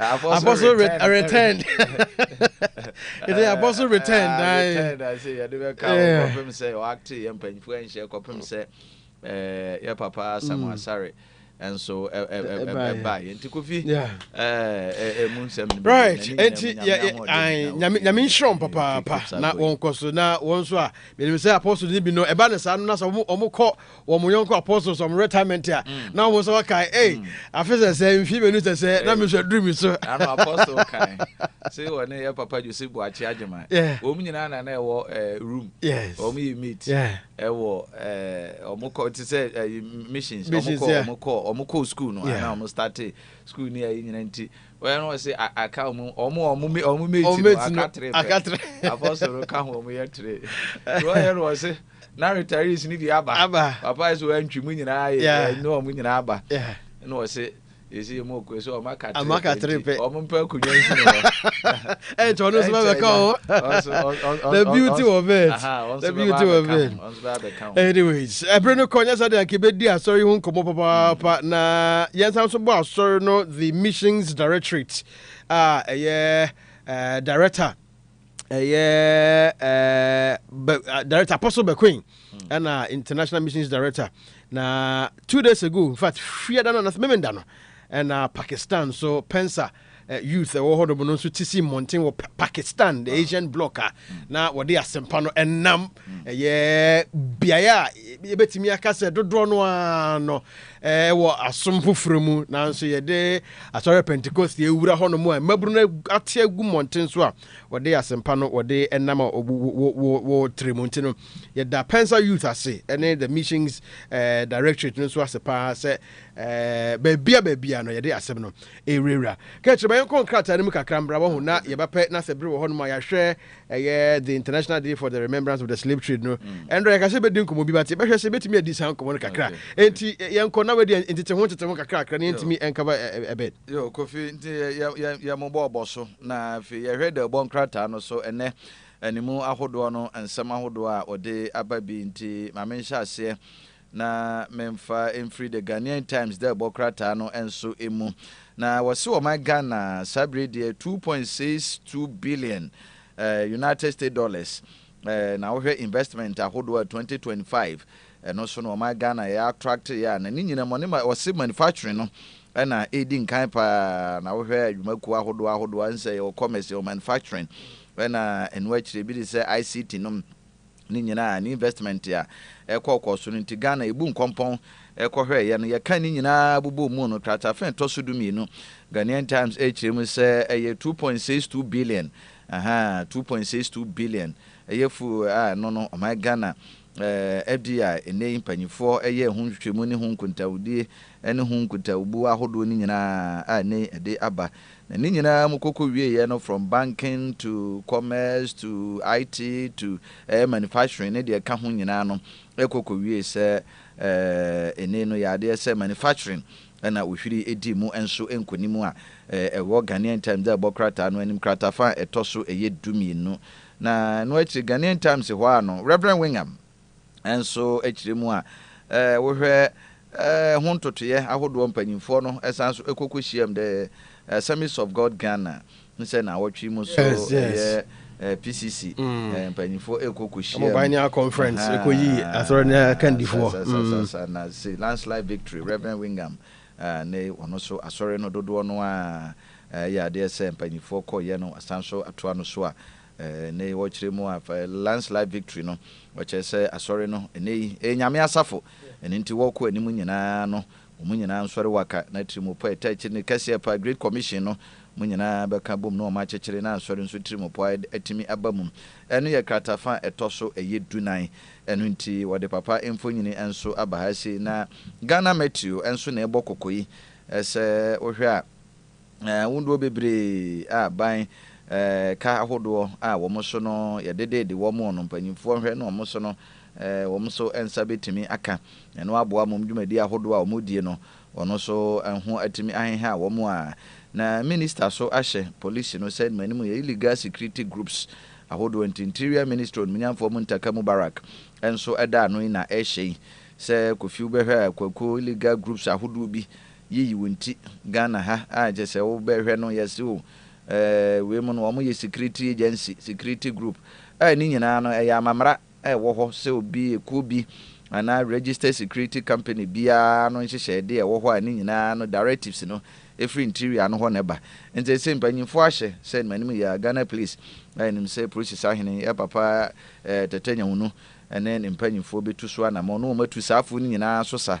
nti ewo Ghanaian Times front page no so krata fe to so eyedumi no ho a na ne krakra mu no donkuma enso de aba se enmanu ya wo mo hwe say full reconciliation of IMF Go Board accounts no e was say mpanyimfo etimi di mu nchirimu eba say IMF waka say Good Board so say Good Board yeah no say Bank of Ghana ne ente nka na ma Patricia Piaje ne mpehia so ene etie na wono so ye donkuma no enso afam nya be de achi na Kofi obo amane se yesi no hwan na e ka no kra IMF ese losses yaba Good Board se enokre losses yaba wajitum na emmom enye wo na agboka no Bank of Ghana yente Bank of Ghana so de entine donkuma no frɛ se wo se entiase bitimi ya adwuma sa IMF ka wo kan no on de obo Good Board din Good Board so se Bank of Ghana na enti ehu ba bia no so no ebekwa kɔwie enti anopa de Ghanaian Times so de a wode ba ye bi enso eno no mede the custodian da bokrata no etoa so na no so ode ato animu ha se Good Board trading law so no donkuma no so ekiremu a wose we no diversionary tactics extortion claim ura Samediam fi na no ada ono so nsentwefo nhyiamu eno kɔ so no so Good Board wagina makasa na no ba be wie ye no so ura Alexander Afenyoma Kens Kofi woso ono so no chese enam na wojejeje ne oba ase pekakra ma me na we yenye mu we kakra nti sano so tutu jasa na wotwi mu na no so ede no no say mate say ne MPP this na Afenyomra na o mecheche nsem nchiro mo nti ne MPP so more parliament no say ne Babing has called parliament say o metena say for 5 days no mo ndwenwe enima ba ko bi ne bi ho but the MPPs no enso afre Afenyo say Papa, it's a year to see the Muya. Yes, it was say, O Kojik Bikaka at the Abre Eban same between where. Now, what ya Papa Nayan, Yasam Kuto, and people are trolling him and all of that. Biseko court, honestly, there be GHM, some money, how many they were attacked and all of that. Intino. Ebim so de aba say or threaten say bia obesiu. No. I understand all Kasai where you program was there already. There's nothing like going to court. Enti eno so de nemfo nyini ato ha say was so say eno so diversionary tactics claim no. Na no emma wonsesa say the custodian ebomu ha no 22 billion loss no. Ensesa kora we say nchirimu timi ba. Enti eno so ha nti panyine so so nso kodonkuma nanimu a mumra se bedwafo bia nchirimu bi befiri wo. Enso atimi aba nti no ye kratafan etoso miensa no so the custodian da bokrata no eda animu ehasei na wura Dr. Kesa Atofosin enso emfonyini ewa ha na kratafan etoso nsia oso my Ghana say 163 million debt euro no was sabri the restructuring jane Belgium the uncertainty as ya pamase ese die bibia de da na kwam bia da na kwam I say my Ghana yetua kan bi pa ntine said the real Dr. Kesa Atofosin ebo amane no se anka na yesika akohuma sika amunchichemu be say aduonum 50% de Kofi ne de tua ka ne hunsi ho no se ya yenhyehyɛ ya manaboa ama se de so ate kora amunchichemu aduonum pe 2028 ni nyina yenya bi de asiadan ebi de yakwan hospital no mapomde hunsemu bi akɔhɔ ngumasua awrokacha nom ti Ghana mpuntu say the ebegina na so papa said the Dr. Kesa Atofosin enso ebo amane no enti ewo the custodian da bokrata no so anim na custodian wa no record jo ponkroma won so ordinato aseglemi won so maybe etwamba besom Western Housing Ministry no abandada na breso ene won efo ase de bimra se bedwani a won so dom kuma no wono okasafa o ma no skasemento to ye ho wono so di muntintima ranking member na kratafen toso miensa ene wo chirim se seglemi ho sense madano ano was NPP private sector model no was CD yes sign won ho pa say edebe ma ankrankre na fi omoso atoaso anase bibia no omdi sika bewuram na fi abana timiare na fi yawie ne ntentem ano was mampanyi mama na no no ankasa kwa akwakoto nanum tuo as CD was NPP ensemo ekafo mu nyina no omoso eho atimi asan enti eno so kratafen toso du mienu custodian mu na chief of staff kratafen toso emienu mu custodian wa no ono so chief of staff enso dodo na wose environment no Kofi ehu hia papa yempatem wose ahunidie ya ade a eya asemhia ahunidie ya ade eya asemhia na kase pa na yɛtumi nso ɛtu ho anamɔn. Enough of the talking. Enough of the talking. Nti yɛnhwɛ wɔhyɛ no so yɛ ade ehia. Nti wɔde onyafo Julius Zebra ɛyɛ chief of staff ne mfonyini ato animu ha. Ɛnyɛ clean conference na mo kɔyɛ ho asɛm na mo ka. Ɛnyɛ the clean conference. No ho asɛm. Pastor boys yɛn leader no kɔ kasa wase na. Ɛnyɛ asɛm ketewa. To be a man one kasa. Omo me so omo nu omo so omo invite no. Because you see sometimes you don't speak truth to the matters.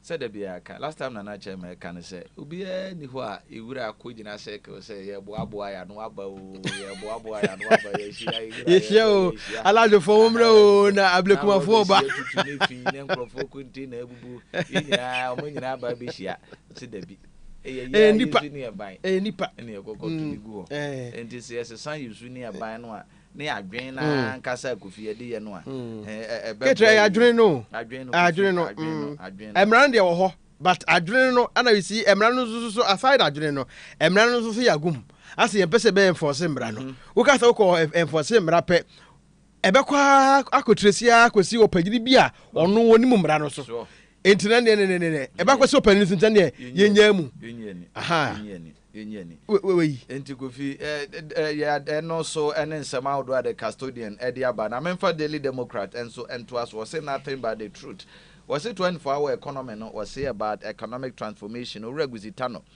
wono so we 24-hour economy secretariat panyi kwankyerefo wono na ekasai na Kofi eno so edaha na wo hwa arehosem ode onumnyamfo bampo ado Kofi ni mfonyini ato papa ni na watwemu akora ni na no wokasa Kofi da sori ya na no memene dana mu na social media so esa agura closag coalition of local government and so that organization papa Sabri de executive secretary also Kofi amana bag so wawie na adwuma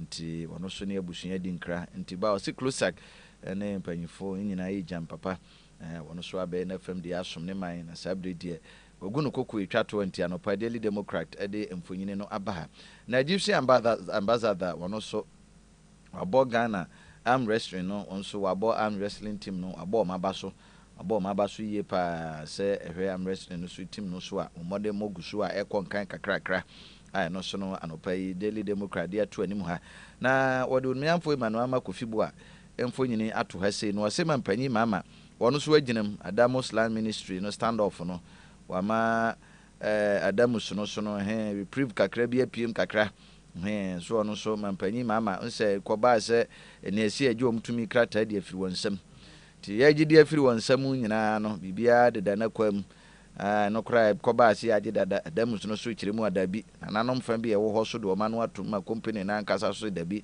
na akwa atwema mentwe na Daily Democrat kirim se mampanyi mama aginam na wono so Adamus no so ne fa baabie agya wa mo home kakra ninti ye hwede no so be firi ma ba se de concession kakra bi ma mo ye baji bi ya na se no so ye be jam kurasan de ma mo akire ne de da chi ne be hu ba bi a eno so no e be wie susuan de bode hono be fa Adamus ene land ministry so omo so no license revocation ho sensemu a honorable Dr. Kingsley Ajimai ono so medical equipment ahodo patients ne omo bills ahodo Chibi government hospital akwa ya ye de amomo omo so edeka akwakututua bi bebre ade amomo anu nti Democrat enso de aba mampanyi mama ono so Kingston directors no action on the Ghana Medical Association kekan ho sent tempa kopi mu Jamaica ne nkoma ahodo a ekokopi mu nso ne ade nyina no directors no ahye nti o se ohwe GM ase de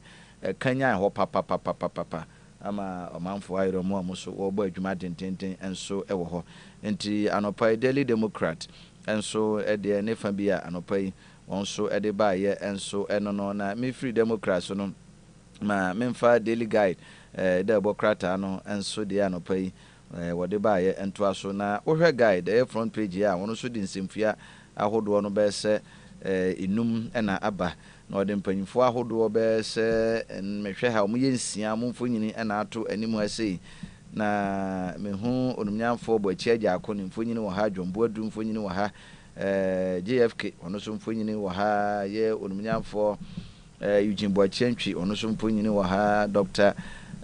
yi mu nyinaa nso Dr. China mu nyinaa mfo nyina wo ha mpanyimfo mo so national executives wo mo so pre NPP positions ahodo see 50 battle for NPP top post nti saafo nyinaa various portfolios no mo gyina mu dendenden mo so pre bi no so rap afoko wono so filing and krata dendenden NPP national chairmanship no nomination no nso nyame ya adomu a Thursday Tuesday chinebena ya no so ya de se wono so no ekọ na wode akwakoto mpanyifo anim se eduwa titire ne akodwa no ade se wono so nya obedi aboa NPP amanyuko no na Reverend Wingham ono so yasanso ayi ne bi Assemblies of God general superintendent so to aso afi wada asafo no enso ano na Supreme Court also selective vacation no ne wono so ekoye no se na wotwi mu wura kodwo ponkroma ne nsem a wode koye no ade se abode ato agu aboagu nti se panyimfo the Chief Justice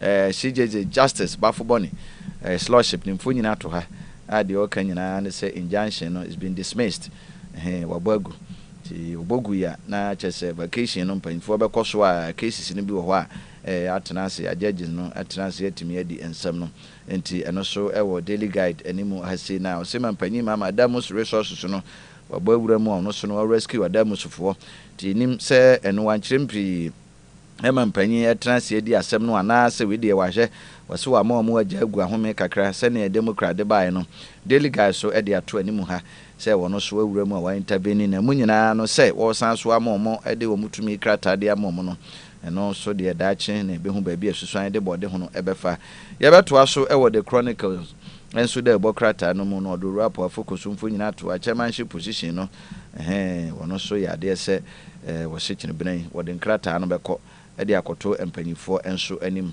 ahwe se dache wono so eduru ho a wakwa cooperative training akonwa no yenkom bebre de bonkrata no enso e de bi aba na no akire so no extortionate claim no afenyo wachiremu a eno so no wase enya no kore wase sa ansemu a wura sami jamfi ba be kan ye se wura afenyo markets mama party na ekasai ono kasa gina mu de ma don kuma no se gigi sika bi ana ne eba pe kakra man ho sensemu no wase sa ansemu no nya de se no kure bi a wo na no so na diversionary tactics for the aba ne eba social media bloggers ye tu agu so na nsem na nkasa content ni de sika na yira no so yihuna kire wubusa ye mprento so na samena so be kasa ye na je atum se there's a loss ho de enha Ghana for da bi na mum wose obi se susu se wura afanyo markets agigi jiska ehwiehwia eno na ne Ghana for dodo na wi achi no se de e na ada wo mokra enti eno so ya de se the chronicle da bokrata bre so sem edibi aba na me call daily graphic mo truth and accuracy every day Papa Wingham Reverend or the Nyina to her re-election Assemblies of God general superintendent say want to aso emu access of upon so eda Assemblies of God asafana no odwuma so ahodo a wodie no enso enkon cancer patre adwumadie no asofo no hyehyeye bibia asafo no enso enyina ne naso na wose omai Ghana so no na 20% ye debt service ana se eka ahodo a ede a yetuetue ni nyina no eno so no sika no hamu nchichemu no duonu pe enkane na ye duonu no nti aboa pa na chese aban said Dr. Kesa so forcing ebo mu amane ye ba ye na fa yi sika sem ne de Kofi ye de no kwampa so pa ayeka hodo bi so e wo so no yetimi atuetue bi anu nti se de yekomu ahenhan kakra enu nti eno so daily graphic so abomu bi na ni nyina mu no nananom ahemfo chief of staff enso jode kese no course no was sanitation ye nyina ye nko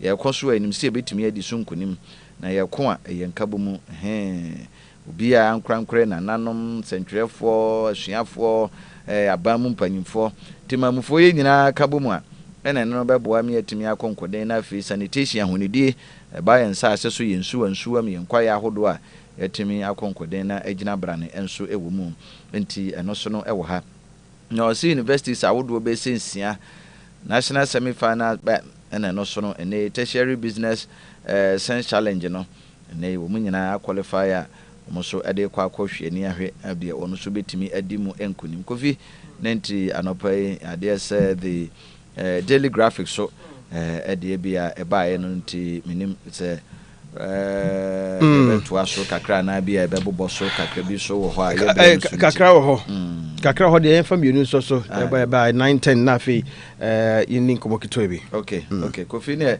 ya de kakra be so na de kakra so de ana me call the punch de bokrata no mu na mankranso DC ono so anytime fi ne asukese kwantempo no Kofi ohye no so no den pa mu se mfidie gusu a twa so ti mankranso DC wakọ a won so de nani akwakodi akire a chise inspection enso ekoso na ye owura koka nse won so asantemantem na wotwetwa mu na omoto aba ne won so di mu nkunim se emuti training na se de wo kasa ne wasi no more loose stock on radio kwotena kasa fidie so a aban no ne ma hodo so akire se ekoso a ense mfata no eno na wo ya wo kwa NPP amanyuku no ne party no so ankasa wani suadi hunu enna wo se wo kwa akwatenam ko kasa na mu nkotena so nkotetu ayampia nko kanzimbi akufi empampa so bia ma emma party no emmoa wo man no temamufo ene mpo machitaafo ndodo na mfamu aba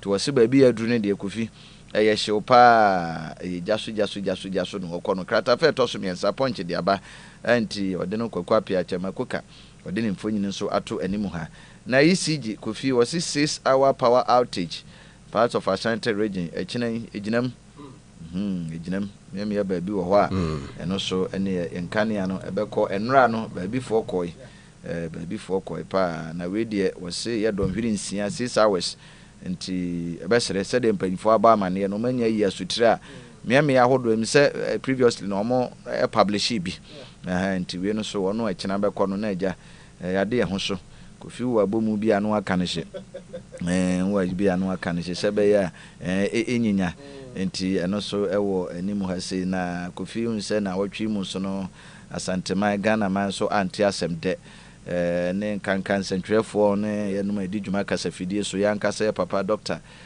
Kwabena Kese dodo na papa mi se Dr. Kesbin na se papa lawyer ese o manfo dodo no a akwa bia ejam ya papa se we business mogul ba kasafidie no so a Kofi modin wa bra ubeyi Kesbin de film enipa dodo na didi ya papa yin so nsam so Kofi adwuma no de aba na wie ye papa enso ekọ na ni nyina mu Dr. Kwame Che mpanifo ahodo no a nso aduko a wo so no ekọ a papa book of condolences ne biem de ato a manfo dodo no ano kire o mani so ne are kire nsem edi ama abusua enti enuanom ne adofo nyina Dr. Kwabena Kese papa Kesbin group of company papa ekofa by da no sabrede papa wie na dwuma ti woni abusua ma ne adofo nyina Ghana man so adinkra enti eno so ya de se anopa yi da bokrata de punch no edi bia ba manfo dodo na mun sentrefo enuanom ne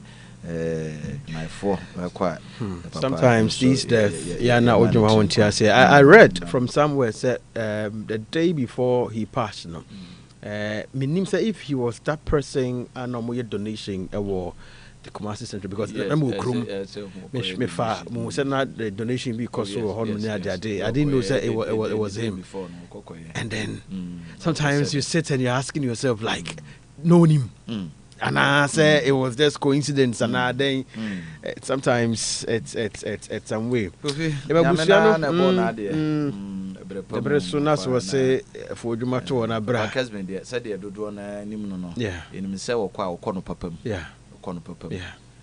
his impact not only the family but Ghana diaspora felt his impact his humility everything and at the same time say he's a member of the Methodist Church Bantama Methodist no so right from beginning no near the why and amamata cast Masi Anglican any schools nkwada wa hwe o mbiti se sebio e de nyina wo kan ye ni ma de be chem na firi mu kura no a ayede a wo ye eye ande e ka no da no pa no eye ni pa dodo a ya to se workers over 2000 and bosumi bia no etua wo ka if you just imagine imagine why be sro bad here so ma papa baby pantra said the also nam ne nsa so a adasa o man nipa dodo na ba bi pa esi ya eni wa wie na dwuma Kofi aka enchirima yeso yebetimi atoa so na ya atoa so ne yimu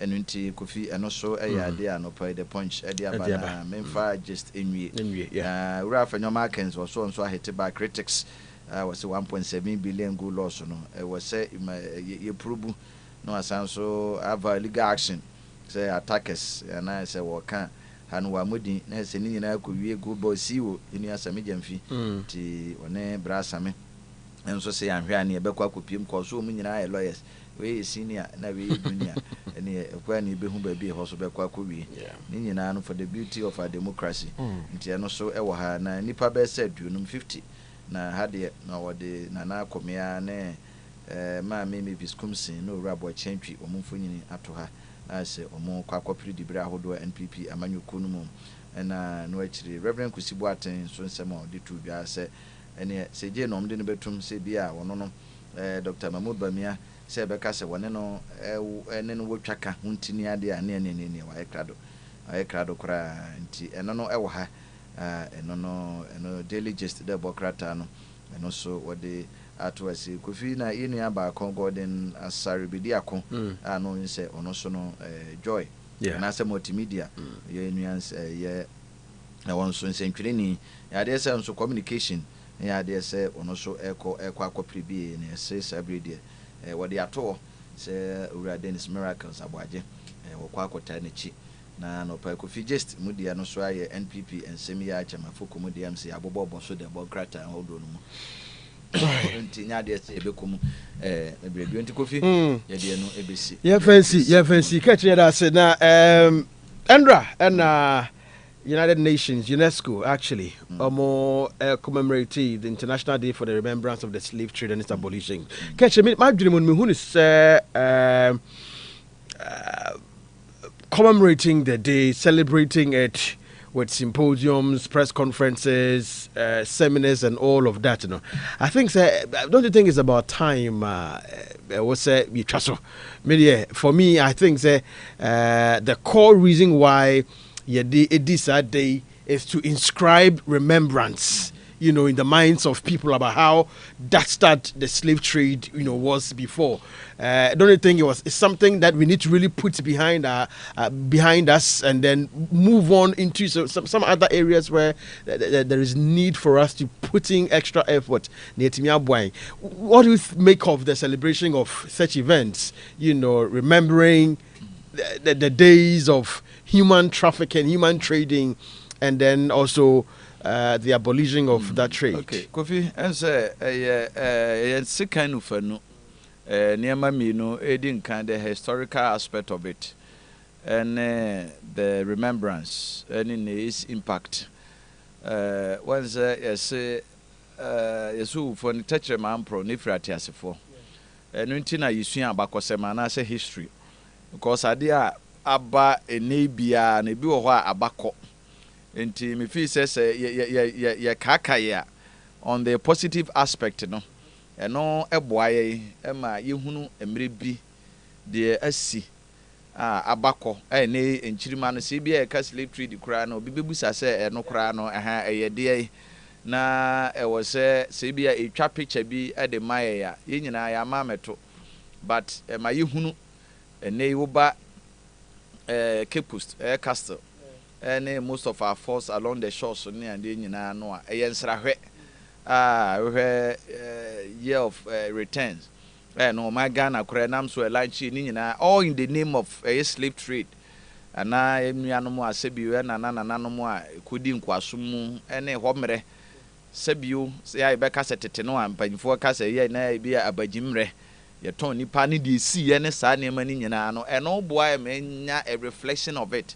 They see a tramful be na ya faso na yenya so positive aspect of slave no said it's intina UNESCO United Nations Education Scientific and Cultural Organization and through that and being UNICEF no so no cultural and education fund as anima nyina de boaboa through that and I'm say ya mampanyi Ghana ni di animu ɛma ne yɛpɛ repatriation ɛne ɛho saa nneɛma ahodoɔ nyinaa nti Kofi ɛno no ɛboae wohwɛ country bi de sɛ Dahomey ɛne Benin wɔn nyinaa ma repatriation restitutions ahodoɔ bi ɛbae ɛma wɔn nneɛma ahodoɔ a Britain foɔ ɛfa bi wobɛkae a yɛankasa ha sei ɛyɛ asantema ɔte kɔkɔɔ so otumfoɔ Britain ɔde a hɔmmerɛ ɛba ɛbɛse saa ɛgudeɛ ne mpempradeɛ nananom kɔɛ ne nya bi nyinaa san so yɛde Kofi de ba nti Kofi ɛno no ba ɛboa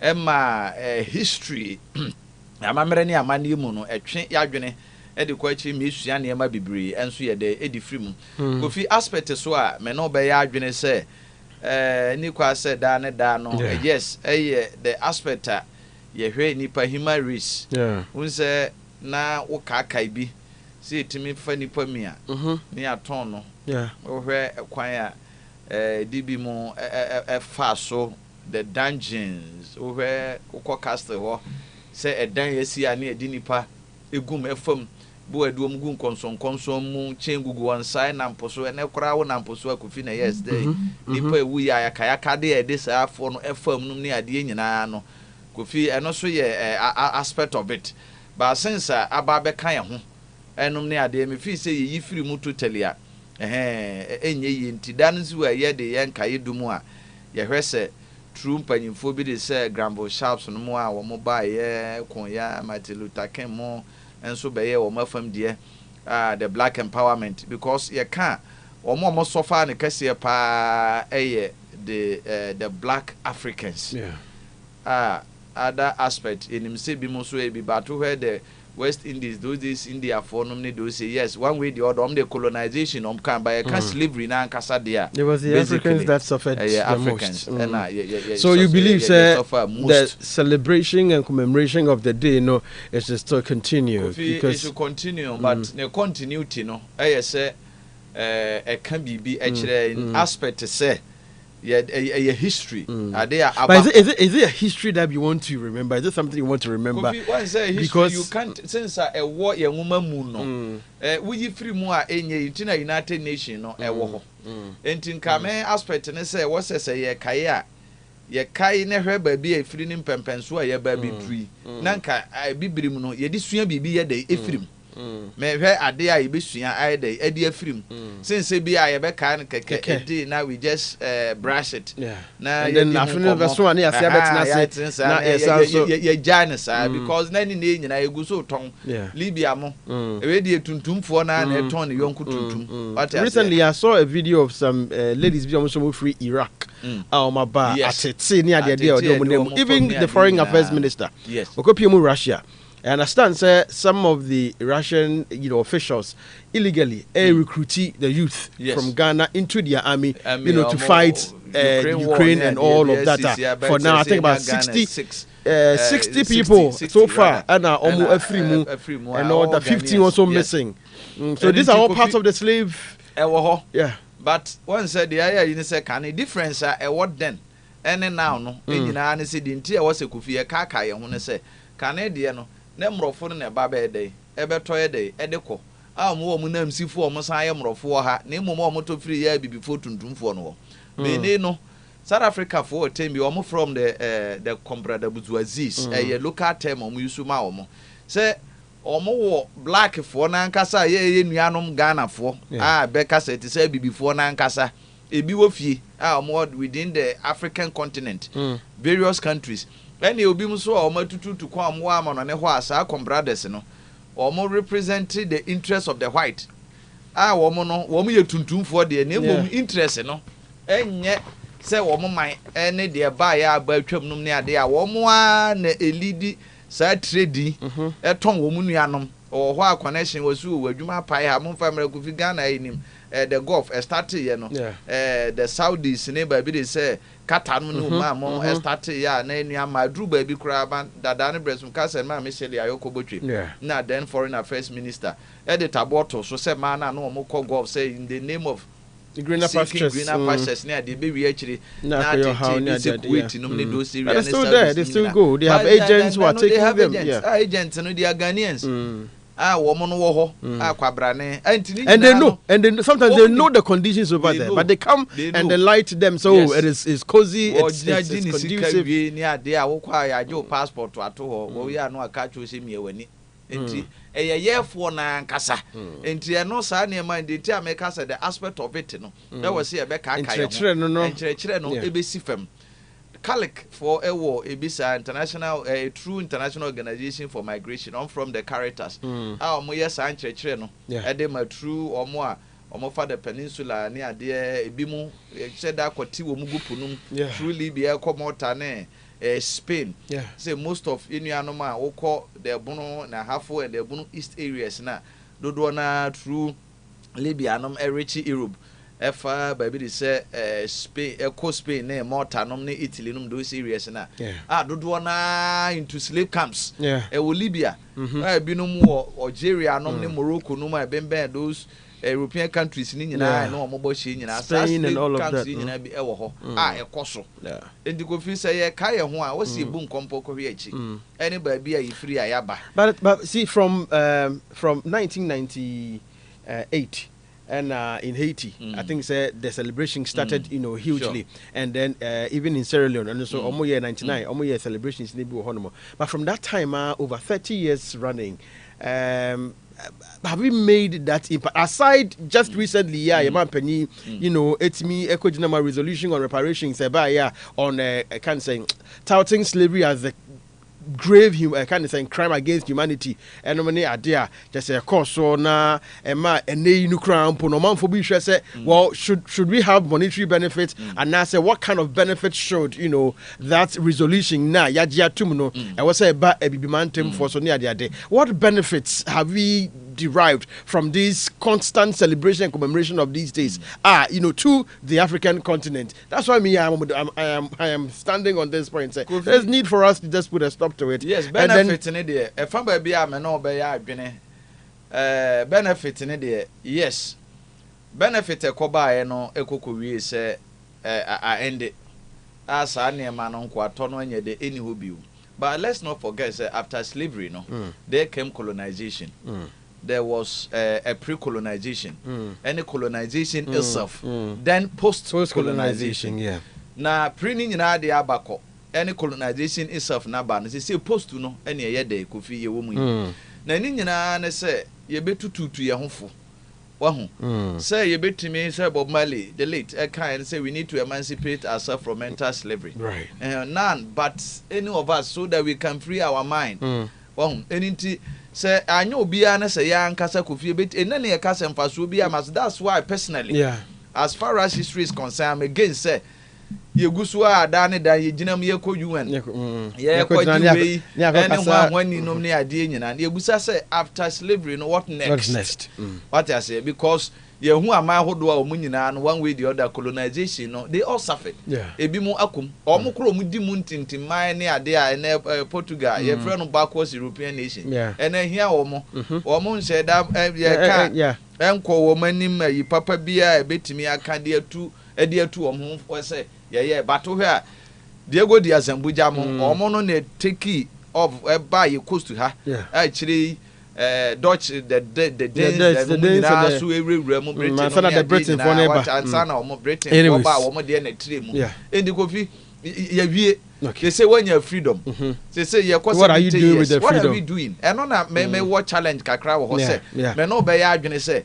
ho no fa no ehia say ye beja say ye kaka ye ho na wo meda no duru why say day of reflection say you and there you dey see wo there na sa my hold Sierra Leone was one of them Ghana was one of them Haiti they suffered most they suffered most because Haiti is part though say it's not part of typical Caribbean countries but almost so they have the lineage through there lineage through because baby they say Bahamas Barbados El Salvador, Guatemala, Jamaica, modern days.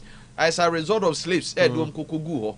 Enti Haiti there, whether fortunate or unfortunate, land kokogu so no akwa yes baby are earthquake prone. weather conditions no many idea a 45 minutes drive to United States. Right. But look at the situation of Haiti. Right. All because of Sanema we in Kofi. Yes, celebrity na ye ko anim nyina no. Na ye di busa ye ho say after the slave trade no. E dey na esi. Over 100 years aba. Right. Dey na yeso ye de aboa ye ho. E no dey Kofi. What's a boom compound here? Be free. I mean, now I say, Papa, and a painting. I mean, shower. Young woman say, India, but I think so much now. It is uncle. All right, so 24 minutes exactly after 9. And upon some Pajumedian and the pay was Guso Wuti, no. I met lab services at Darman and the pay your day and Kuwa Krata and many some brand on and discussions here and some more. You could do Komoka Kra. Love Ghana Festival. Jumedian could be Etregui over the weekend. Na Etumo. Kopim obosomi a da nim yenu e October bosomi e na adwumadie no me gidi pay so de ba na wiye but eney no nso no foforo bi koso na mpanifo ofie hanim se ya no pay ye no mbedi nkomo kakra na ya hwe se de adwumadie no esi ekro ho ntoto ne ade nyina na ibedi sa enkomo no in a bit but ye konkoja aboafo nkrato brasisi a na afi de akabia no ye mfa entro so ha ye pent already 100.1 megahertz brasisi a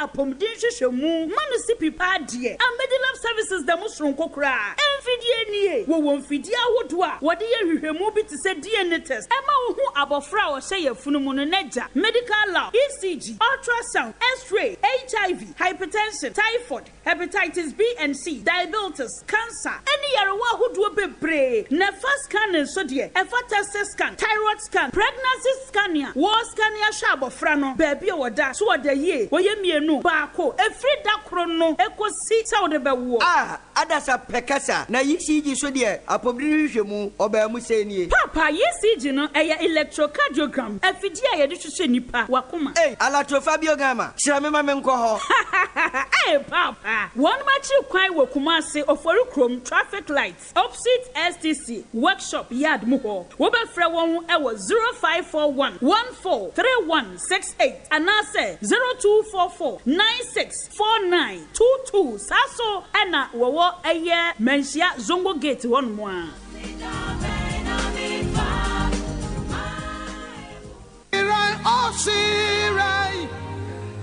God damn it. Me wa mononi na me besa me bagana. Me besi dan no. Dadwini ba kwa ne da me so pa. Ni kwan ya mefa so a menya electrical items a. Eye papa na me di besi dan na betena afebo. Me ni me nua kwaku di nkomo. Na oka che me se me mra Ghana na asoe bi wo hanu ma. Ye fe no Kofi Company Limited. Na won niam de ejitwam manjimendi enti me ye madwen se me amekrabi nanso edu baabi me hu se mekra manhwe ni ya eka ne bekosoro enti me di ose ye oyo na me bai na peniampa na me di mani abehu wo Kofi Company Limited no majimedi se ye di abrochiri aba Ghana ampa me nua Kofi se me ka kire wo se Kofi eton light ho ne bi ti se efie nkanea nyuma kese enkanea oton socket ahodo ene switches cables bulbs PVC pipes ene trunking our main switches, changeovers, circuit breakers, any bibia efa enkania, any wiring.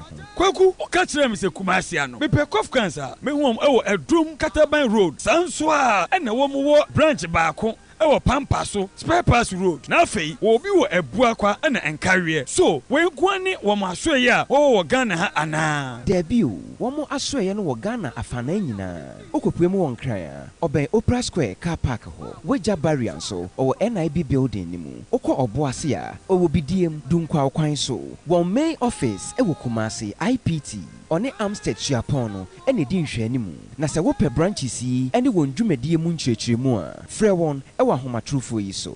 0549-508591. Anase 0246-507232.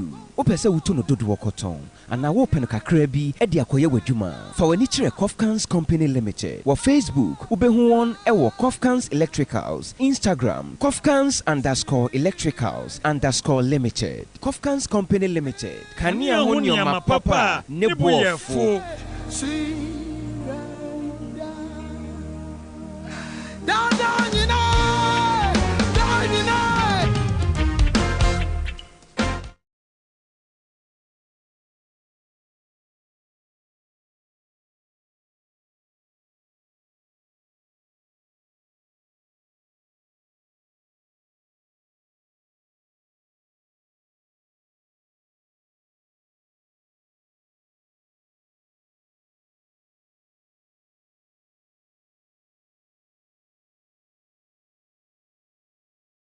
minutes exactly after 9. Anopa Nsempa dwumadie eso na waso guzo a wutie. Ye from Kofi Adarkwah Nyametease. Matenam no so bre mu abepem sa bre. Ofo ayadru so ye din komo hwam.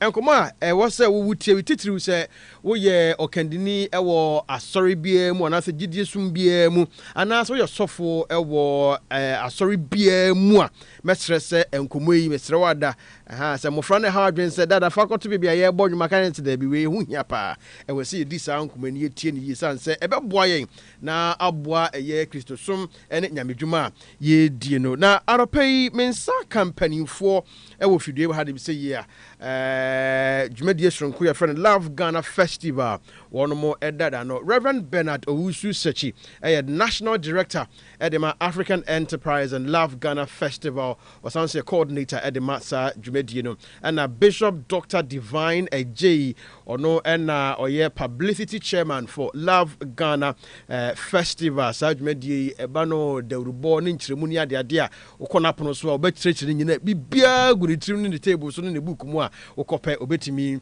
ama wo nkyeremu a etesa ma memfa wonko akyi kakra eda no memenda yi ya na mpempin intensi beye donhwere beye 9 konum afidie yi so wote eye dwumadie soronko a ekoso na ye fa free Pentecost International Worship Center PWC askwa na eye dwumadie soronko a yeshama Christopher Kendifo a wono mo won sori na so dada nsori ano na wo hwede ayonkofa aba won tamu na afen so no eba na asempa katre dwumadie nu a obefa firi ntentan so timi de asempa dwumadie ne ede akọ ma wi asamansa nyina atimi enya emu echefa. So it was a Christian Leaders Friendship and Digital Evangelism Conference na ekoso ewo PWC ede empanifo ha no se bia na wanya so antie dwumadie ni bi enti mema mpanifo si mabako bi na wabọ no tofa dwumadie ne se de si ekoye na afi wachre Love Ghana Festival eyede ade a omufiri hin ma bepie mu Ghana na identikwa na din Love Ghana asanso eye festival enti my mini kan minchia ema wo mu akwa basonko pa. Reverend Bernard Owusu Sechi. Reverend, praise the Lord. Hallelujah. And good morning to you. Good morning. Na patron pom to say. Radiadom. Kofi Adarkwah Nyametease. Yeah, the radias papa. And of a Bishop Dr. Divine Ej so Bishop Krasa Simdren Kawo. Right. Yensha say, Reverend, Saturday this event was marvelous. Yeah. I personally, went to me, but I mean, I was in the studios and I was monitoring and I did the interpretation, the style, everything, the music ministration and all of that. Walk us through it. On top of my DNC, we honour na DN amount for the Kofi, Omon Badge, Medinibino. Yo, Medawase, na a TF1 so Yamamunia na Sumbian Camo. Near sea hono, me bonnet of the nurse may can say, and no dear na shasi no. A yeano na cassia pa ewe nimu. Na near sea na no a year a who see embra womb. Ye juma dear na me and chibia metre muno. A won crabata who door and 9. Crabata who door 9 ye decline a year, say yes, na yashe ho den ni enya ho den dia koye adwuma no enti ahusiesie mrenu mu no ye yenkyerɛkyerɛ ahodoɔ ye mbota ne sɛ okoye bibi a hyenipa no nkuran na gya bibi ma wɔn nyɛ sɛ obɛyɛ no adwane akɔ, but we just want to equip them and leave them with something ɛno ho dwumadie na yebedi ye no. Amen ko Bishop abasona wo dwumadie na sibi wo hwɛ ɛdɔm ɛbaayɛ ɛne wɔn ho keka ɛne wɔn involvement ɛwɔ saa dwumadie mu a uhu ne saying yo senior sofo Benakai na a very very important event, okay, because a training, right, training there just a wo de bibi ma wo bi, yeah, am what bi akodi dwuma so bi, right, and we are looking at a replicating effect, okay, so obi abesua also the komo obi no obi so the amobi, right, na to aso asafo no because we said the used to jaye no e akra ye ano di jaye ye hwe ne bibia ko wie se ekotwe akra ma Yesu enti eno na ye di share a Christopher ba ye na dwene mu said the wo ye was asafo bia no hwe se obema ayonkofa ene abefo kwan ye fa so a yetimi twe akra ma Yesu na ye nso ne timi atintimati bi anyime eno ne ade da yakoma so pa na ehun se nkyɛkyɛ no so kɔ yie paa nkurɔfoɔ interviews ɛyɛ ne ɛho sɛ obiara ni agye sɛ kenya koraa kenya bi nka ho nti ɛhwɛ deɛ wɔyɛ anim no sɛ ɛno so mfa so ɛbɛbrɛ yɛn Bishop Yadas Papa Mame Sambra Reverend Bernard Owusu Sechi Honum Bim as the coordinator for Love Ghana Festival. Reverend, Love Ghana Festival. Dey ade efrihi ene ba ye hwantimu pono no ade ntimpo na ye Ghana hanum sei. Ni edi kan organization bi a ye friend of Palau. Edinu pa no na ahyase ne ye friend Louis Palau. Na Louis Palau no awurade atonsa friend mfie be ye enan enie.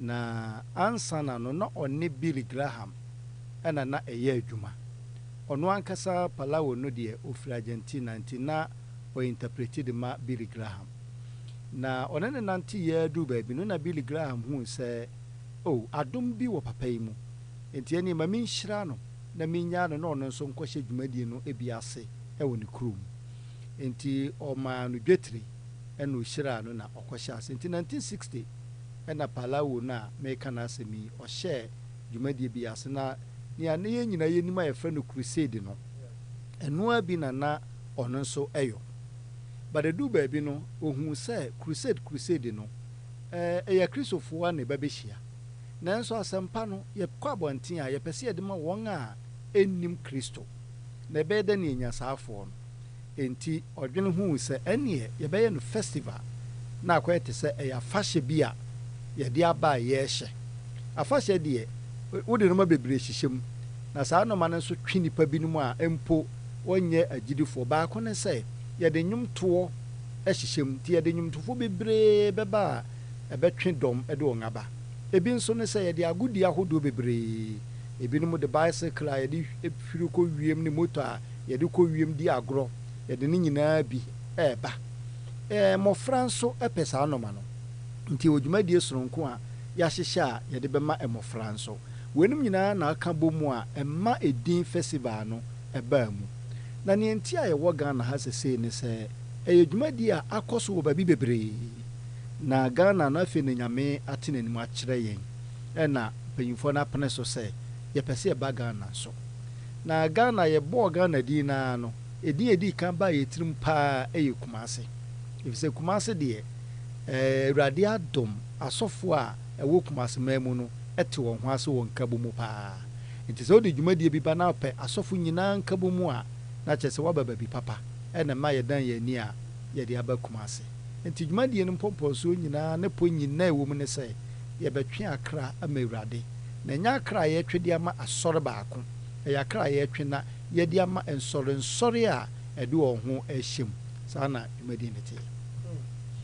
Right, Reverend Dase, yanhwɛ sorry, that's the key word there. I just say enye yeva sorry Pentecost and yenya ye bibi na ye ne se ye na ye yemu eni sorry ahodo pi no ana kabom na ye de aye menu say endra in fact Saturday and am ye sa conference no nyumadie ben na etoato so a omahye no nam so a eba na ebekoso wa himfa na himfo aside omo conference yenim say the ministry leaders and the Christian leaders and a baby and himfo and aside dwumadi etoato so ebe you know won betimi ababie me do ase enti ni ayeye na memre da no okwan mi so ye beka say nke ye training of trainers enti say na bishop kan ye enti a ye de ma akyerɛkyerɛfo a onwo so kɔ tete afoforo enti ni ayaye no ye pesanka won e baaye no nyame ya doma ye si bosome enkron no mu a efi sabre no kɔ nyinaa kɔ na wieye no that is the whole of September no nke beye local congregational training se beye a wa sore ma na won anya kwan amabie no wobetete won na won so hu kwan fa so a ye de abefo kwan atwe akra ne nam ayonkofa so atwe akra enti eno ne ade a ye yo but ye santete na ma won nyinaa no na ye boaboa won ano amon abeye ne yefrɛ won counselors ne ye nkrofo a ye de won beye adwuma brenu du October a ye call race course e de nyamesam akoma manfo na ye hia counselors bebre in fact ye de ani abu se ye nya kora 8,000 counselors ene ye hwehwe won esan se Awurade adom sa asɛmpa no ba awurade ɛbɛma nipa binom akoma asesa na nipa na akoma asesa na sɛnea yɛ nimu no ebinom bɛma wɔn nsa so ebinom bɛba animu ɔbɛpɛ sɛ ɔde ne ho bɛhyɛ awurade nsa na ɔde ne ho hyɛ awurade nsa a ɛsɛ sɛ yɛnya saa nipa no ho nsɛm bi a ɛbɛboa ma yɛatumi de wɔn ama nsɔrensɔre for follow up and discipleship nti sɛ yɛni nipa dodo a ɛbɛtwerɛ din no aboa yɛn na akyɛdeɛ ahodoɔ a yɛwɔ wɔn bɛtumi aboa akyekyɛdeɛ ama saafoɔ no a waba deɛ ɔde ho ama awurade nanso yɛnhu n'akyiri akwan bio nti ne yɛhia counsellors nti nyame yɛ adom a yɛhyɛ wɔn ɛbaeɛ no nkuran sɛ ɔmo mfi aseɛ nyɛ saa nkyerɛkyerɛ no sɛ wotie yɛn ne na woanya kwan amma bi nanso wofii sɛ waasɔre no wonya saa nkyerɛkyerɛ yaw paa bɔ mmɔden sɛ wobɛhwɛ yɛkyiri akwan no yɛnyɛ yera kwan yɛ office no woba adum a thankful height ɛne presby guest house no ɛyɛ opposite ɛne presby guest house no ɛyɛ opposite na woba hɔ nom a saa thankful height no mmerɛ bi ma te sɛ mmerɛ bi atwa mu na ɛfrɛ passport office saa borɔsan no yɛwɔ third floor nti woba a nyame yɛ adom a yɛne wobɛtena ase ayɛ nhyehyɛ ne yɛhu kwan yɛbɛfa so a yɛbɛba abɛkyerɛkyerɛ wo nkurɔfoɔ no nso na mode mo ho ahyɛ mu nkrataa yɛde yɛ nkyekyerɛ no ne nyinaa bi ɛda so egu hɔ nti wohia bi a woba wo nsa bɛka ma membra bishop so bishop digital evangelism sɛ na mu kae no yɛ papa Palau 1960 na ɔhyɛ crusade ase na onyane sɔde hu sɛ crusade no deɛ Christopher atwa hyia na yɛato nnwom na afei yɛkɔ ɛkyerɛ asɛm no yɛna yɛntae ɛhu akyiri afei wayɛ no festival wayɛ no afahyɛ nso deɛ nneɛma bebree ɛwɔ mu na n'ani nyinaa nso ne botae no yɛ Kristo ho asɛm a yɛde kɔ abɔnten no adɛn nti na ɛnɛ yi no yɛde ani asi ɛyɛ ntentan fidie no so asɛmpa kyerɛ adwuma why digital adɛn nti na yɛnkɔ the normal way na yɛnim no san sɛ no ara na yɛsusa no yɛakɔ a sɛ ɔne bɛyɛ adwere a ɔtim sɛ ɛberɛ a yɛwɔ mu yi adeɛ baako ɛfiri wo ho a na asɛ biribi afiri ho yɛ wo phone firi wo ho pɛ na asɛ biribi afiri wo ho na wohwehwɛ because ewiase no bebree nsɛm na kɔgyina phone no so wo communicate sɛ wohwɛ sɛ yɛkɔtena baabi sɛ yɛba ha yi a na momfrɛ yɛ yi obi akura ne phone obi ɛhwɛ deɛ ɛkɔ so wɔ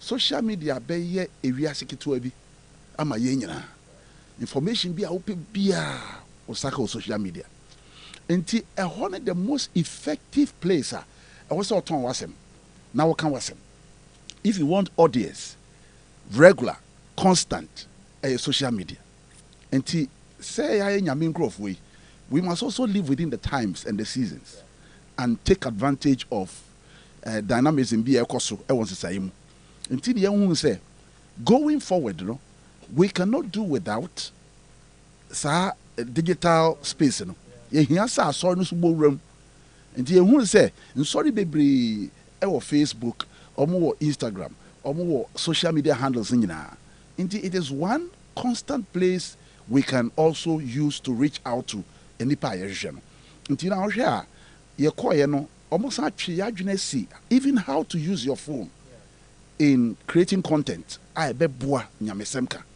nti sɛnea sɔfo bɛnkaeɛ no ɛyɛ training a yɛwie ɛwɔ PIWC ba yɛnwie ɛwɔ yɛasetena mu ɛbɛkɔ so a the whole month na ɛda yɛnim no ɛyɛ for training until you give what you have received to others who need it to help the general development of Christianity. Okay. Any concept. Okay. Right. Rev, my man Sambra also be trainers of trainers. And I'm say I'm more sure you say one of our identity and they be call one can say one sorry not one so what church. Do you have any mechanism? Do you have any way I'm to media monitor who say indeed entity na ombeje ye no omantena so ne mumu no omode ehre na nipa dodo sen na mo hwe ne mu se at the end of the day no mo betimi aside the councillors no nipa dodo sen na mo hwe se all the denominations are omo ene mo edi sa adwuma yi mo betimi atete won e wo sa kwan ne so na kure ni ye ka se ye ka nipa dodo a ye di ani ebudi a ebedoso isan se Church of Pentecost nkwan po se mo ka se mo tete a when nipa dodo a na Methodist praise binum ne Assemblies of God sorry ahodo a ka ho no bi etete a enti tete ne de ebedoso na mmom tetie no nyinaa mu no yɛn nea yɛhwehwɛ wɔ mu ɛyɛ wɔn a yɛde wɔn bɛma yɛn sɛ wɔn mɛboa na wɔn nyɛ counselors ɛno ne yɛtwa sɛ yɛnya koraa no 8,000 ɛsɛ sɛ yɛtumi nya na yɛmpɛ sɛ wɔn nyinaa bɛfi asɔre baako mu ɛsiane sɛ yɛyɛ bom nti sɛ wɔn kɔfi asɔre baako mu na akɔyɛ te sɛ yɛpɛ akra ma asɔre ha nti asɔre bi amfa ne ho nyim na wɔmfa ne nipa no bi mmra mechanism na obi sa no ne sɛ Kumasi no yɛbaeɛ no yɛakyɛ mu 43 yɛakyɛ Kumasi mu yɛayɛ no zone 43 ɛna zone no obiara wɔ ɔmo hyiahyia nti ɔmo no boa yɛn ama yɛahwɛ sɛ nteteɛ no ɛrekɔ so na ne nti a yɛreka ne sei ɛwɔ afidie so no sɛ bia na obi ɛte yɛn ne nanso ɔntee sɛ biribi saa ɛrekɔ so nti ne yɛka sɛ basa nipa no bɛtumi afrɛ yɛn na yɛbɛtumi de yɛn nɔmba no ato dwa na boa yɛn na ɛno nso atumi akɔ so nti me nɔmba ɛyɛ 0244 542 799 0244 542 799. Bishop, we have publicity chairman there. Enkrato ne amanebo nyina no. Kwame na mofa so mutimi aboaboa. Nyame akandifo Christopher dodo yi ano a.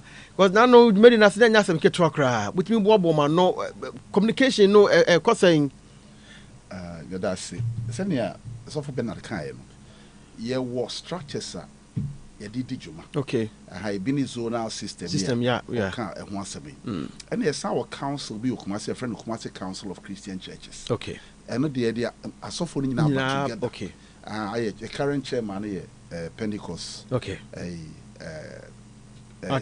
chairman chairman of Kumasi Council of Christian Churches nti and the bomb dada okay but almost buy no more preference kakra because some more target groups okay Jumedi no machine okay more tertiary level for there more primary level schools security forcemen for so there in groups okay and I use media also send ya and Anopa why ye mama ya da mo asi say ye nya ne sa o ba bi ankepe nti nyame hira mo se so mo so ye mu na mo bo ho dawro nti we have structures in place and nyame adum publicity no so ye gu so a ye koso nti mo nyina mo fa mo nyim na ye mpega Yesu din wo Reverend, walk us through the program outline. Yentimi nya na yenya eyi anonom de ni eyi kakra. Me sure say e be hye mu baby.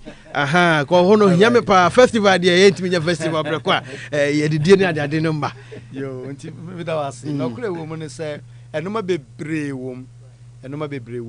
Na enoma wo mu no ebi ne say nyame ya adomo a ebribe baba ye be boaboa ema influential women ano eno no be ye October 17th ye memne da ye be no wo Ramsia Presby onwo new auditorium na onwo asi no na evangelist na oba Andrew Palawo ne yere Windy Palawo na be kasa ye hwe ma mpanyumfo be ye 5,000 amonga be hia nti wo ye oba na te ye ne a fa ho hyem na enyemma onwo ye Christopher nko a ye benya nka Christopher no be ye ebia 5% na won aka ni nyina ye won a enim ewrade nti mo Christopher na mo tie ye ne no bo modin asa wo ye oba na ye Kristoni a wadamfo na woni ne nam a woni ni didwa woni ne call face woni ne ye no ma onim se onim Kristo no use that opportunity and invite them invitation cards no your office will be bebre wo enche e be babonten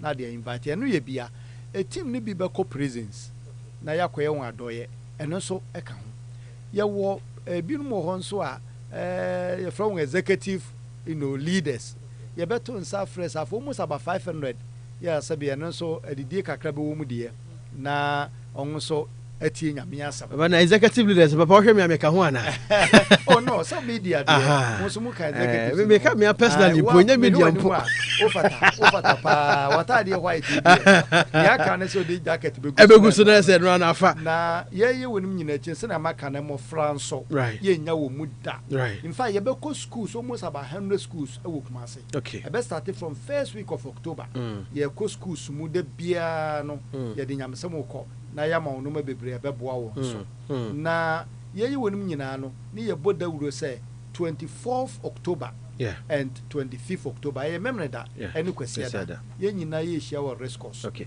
Upon Sunday be share race course no. Na ya trade the be course that day no. And me hwam wa yin so a as a event be course me say bishop betimi a trade mu a bishop 24th what's happening? Me say play be near the adi bi any bicycle betia jingle no as a bicycle dey fa wiem ni ade and also car program ni ho ana. Me ya kwan ko Kenya. Okay. Festival right. It was my first time. Say you used to other crusades I okroma yakese. But we do me say events are very interesting. Even BMX bicycles world class people no other brand no so. Young guys now timid bicycle no koream that they are trained and qualified to do that. It's world class for amusements. Sign Emma BMX no. Okay. Omo nim da so a wona ye hu se wen na bicycle no mo hwiko so. Na tete me the friend Dambades no. Oh, Dambades yeah. Dambades no mo bu oso na abesiwo. Okay. Moto no so sa no so bu Dambades na je say nika pa nti event na twin for young boys no. Na ye sha ye ni age no. Yeah. Na omo the gospel no. Ennam. Nika. Come on. Omo anon preach you onya asofo bi na esa be preach you omo dey bicycle no you know ya training omo de nyame sem ne namu na me ko shi adomo when for the first time me chia ne sem okay omo de ne ba program no so transe bonyum some atene nyum ba me shia ne da nti me akwanya ishia and the teacher for bonyum bebre nti the event has a lot of excitement. Okay. In the midst of excitement, no, they draw your attention, say, to the gospel. Jesus.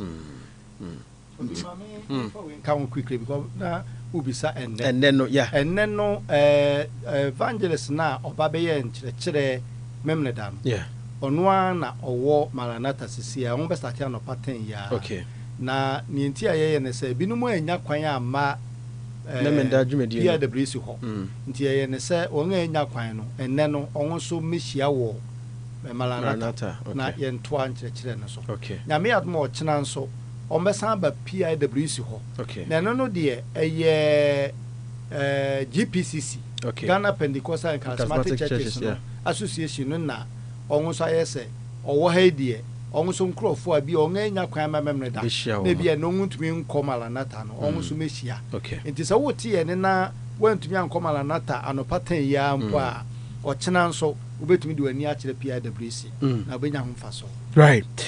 Oba afede yemramu the climax of the Love Ghana Festival no 22nd to 24th and 24th and 25th remember that any question that papa chire mu dia na bekoso after all these philanthropic activities, amusements and digital evangelism training and all of that no ya kan nyina fo baako na ya be ye the twato kra e dey na bekoso that day time na mo shase na wahifa Anopa na ye memne da ne de efi Anopa no be nondu ekono nkola no eyonwoda nti awofo bomodia se obema wo ma aba nokure ye makomo ne nkola no na nkola ba be di agudo bebre face painting jumping cars na chese mo fragudi agudo de ye de ni nyina bi ko na onwudi agro ni nyina no na ye de asampa nso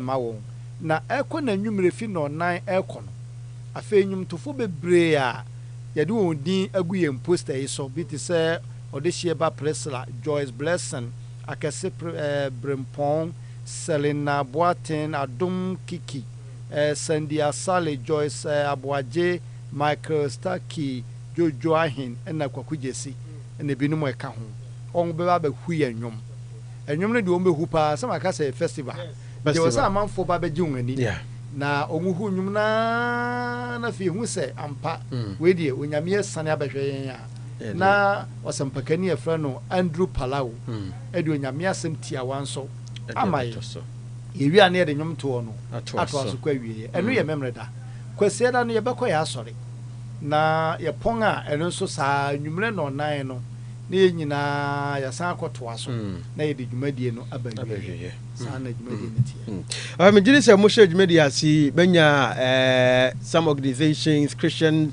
organizations ne ankorankora bi a wɔmo boayɛ berɛ no ɛwɔ sɛ yɛde si hefo na pɛ sɛ moda wɔm ase even whilst you are still in the moment na hefo na wɔpɛ sɛ moda wɔm ase I mean specifically if you want to mention names that's fine nɔkora nie yɛka sɛ bobɔ din deɛ ne ɛna nka yɛbrɛ no gye sɛ ɔsama another 30 minutes enti mɛbɔ no po aka sɛ ne ɛdi kan akristofoɔ mpanyimfoɔ a ɛwɔ Kumase yɛda wɔn ase ɛkame sɛ denominational heads na ɛwɔ Kumase no nyina obiara te a na ɔde n'akoma nyinaa ama yɛn na ebia sɛ mɛ single out 1 or 2 bi a na yɛ baabi a yɛhyiahyia no a wɔn abiebie pono na ma yɛn no ebi te sɛ yɛdi kan yɛ baako ɛwɔ CCC ɛwɔ Ayigya nti yɛda wɔn ase ɛna naano PIWC nso wɔn abie pono ama yɛda wɔn ase yɛkɛsɛ wɔte sɛ ɛneyai ɛwɔ Maranatha nso nwuhyia wɔn nso yɛda wɔn ase ɛne deɛ na mahyɛ da bɔ wɔn din na nea aka no ɛyɛ nsɔre a yɛasɔfo yi no mba a wɔn kɔ pirikyi no ɛdɔɔso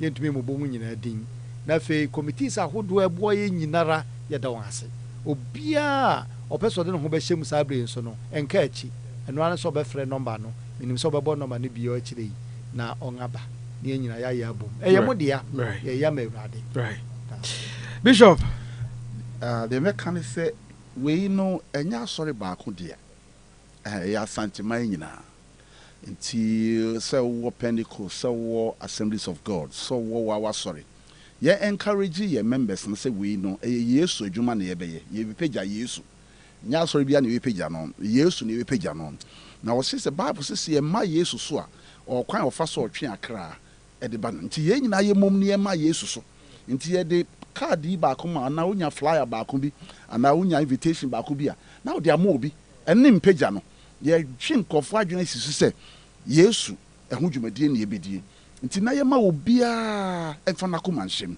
ɛbɛyɛ nhyira ɛbɛyɛ negye ɛbɛma asanteman ahu ne dɛw a ebi a yɛhu koraa da ɛtikyi mmeranteɛ ne mmabaawa no momfa mo ho nhyɛm amahwɛ deɛ Nyame ɛde mmeranteɛ ne mmabaawa ɛyɛ awie mmerɛ mu yi na wo so fa ho hyɛm bi nti yɛto nsa frɛ obiara mmerɛ no so a yɛn nyinaa yɛmmra Kumasi race course Anopa Nondu ɛma memere da no na kwasi da no na ɔnan yakɔ asɔre a yapɔn yakɔdidi a yɛfili gbɛnzɛ no ne yɛaba ne yɛde ahoɔden nyinaa abɛpagya Yesu right ɛne a wote sisi yɛ Bishop Dr. Divine Ejay or your publicity chairman at the dwumadie soronko Love Ghana Festival and I love the name Love Ghana and share mudie and as a fashion enya sem keto akra na wo hwɛ de mo fi ahyehyɛ de ade no a empanifo a omotena asem a adwen kɔ bankuro mu hyehyɛ saa de nyame nhyirom papa pasan sɛ kane no crusade no na de enyom to yɛ bompa yɛ na ya hili bi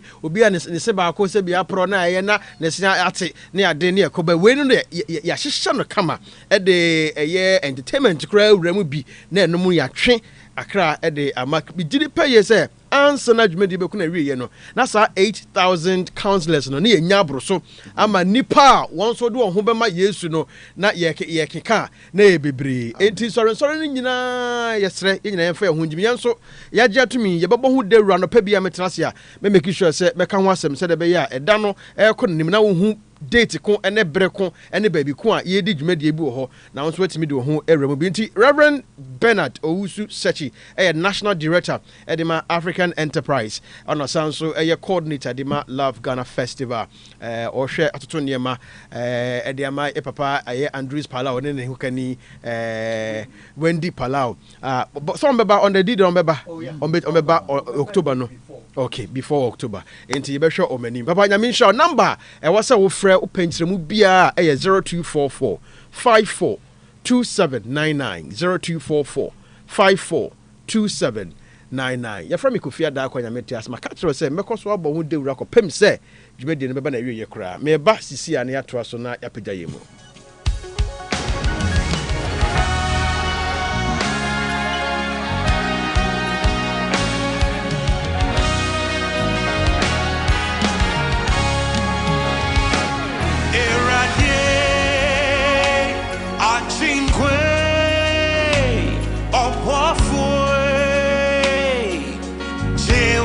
Say Right, me bra ya so na answer na me pagya me mu no tackle blocks uni mo me da ha tackle blocks ye koma seven wo kukuam da bi a ye pay mu ka tackle blocks Brody Fita company na nyasam ke crack Brody Fita company na trese omucha blocks papa pavement blocks omucha blocks are solid any hollow ones and road curbs and nyasam ke twa Disi dine dia ya di paving ya de nyina wo mo hwe edi sa adwuma no nyasem keto akra Abidjan kwanta wo Lake Road no ho na wonam wo saranso ana ejeso krapa Metro FM Potem hono mo baby ubohu won wo ho afi sabia krofo mu a wo ko be kwan no so won so wo hono mo no ni Zonda company ana edi anim hwe ho so benya tackle blocks ni biato ebu akwa manhia ana ebu akwa sepa ase hono mo nyina benya tackle blocks ni biato number si fa na frame mu bia 0205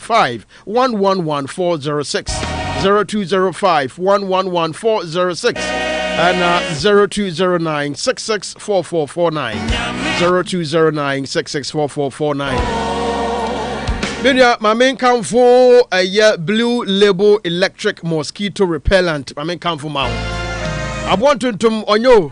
The who kete and so ya deal the best one. Here. And nothing I won't hear blue label electric mosquito repellent. And tuntum soja no and I said 0244 749756. About one or person will sit down, or person will see shop. Why now or about one or person will sit down, or person will see shop. Why now or here artisans are one year professional artisans or my papa artisans are mujuma mudie no eswani why no about who to sad for number in a friend Oxstar Pro Coat Roofings and Constructions 0249 903 454 0249 903 454 Oxstar Pro Coat Roofings and Constructions Ajumekoi Enkrobata ewo miamia hodro makuma ku edunsia nyasem keto akra Upe Tilers Upo Bima na nyasem keto akra Oxstar Pro Coat Roofings and Ayeduase honomo na ye wo kumase he ya Friday 0249 903 454 Odi me bra so wo sem pega mu nondo abo apa onsi makro pepe na Henry Spices and Henry non-dairy powdered milk. Yeah, de yankasa. We see, Spices way na asubi. Ofie krasia woba krom nyina wose wono de. Sa nase no wo ko kire ne nyansa pa. Wodu ho na asew na bomodia. Apopo ne nsa no jollof e de si table so. Afi asudu ho sa na komde no.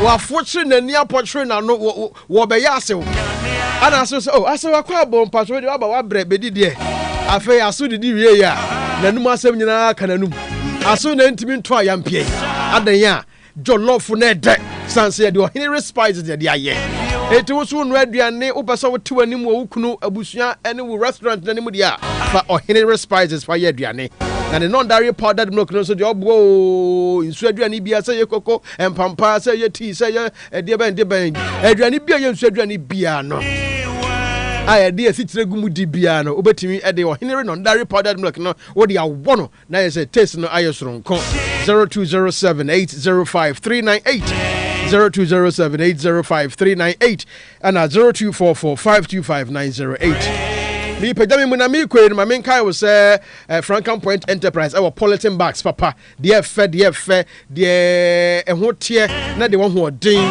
wo pe polythene bag de do dwuma mpacho enko ba bia say Frankham Point Enterprise ye kira kwan ewo edum GNT sedan dada mo ye ne ultimate fashion edi anim hwe saranso na Roman Hill ye ne Total Filling Station no edi anim hwe odotobiri Rural Bank na se pe na Frankham Point Enterprise wo Fryen 0558 621009 0558 621009 and answer 0240494829 and two per polythene bag de fe yellow bags ya be Ghana must go bag ice water bags carrier bags pull hanger bags then you be Frankham Point Enterprise will be saranso na love curtains and so what curtains papa there ya this is yen demo yen office emano e dance when ye fe love curtains will be Curtain designs, curtain poles, curtain blinds, bed sheets, center mat, toilet mats, sofa covers, duvet.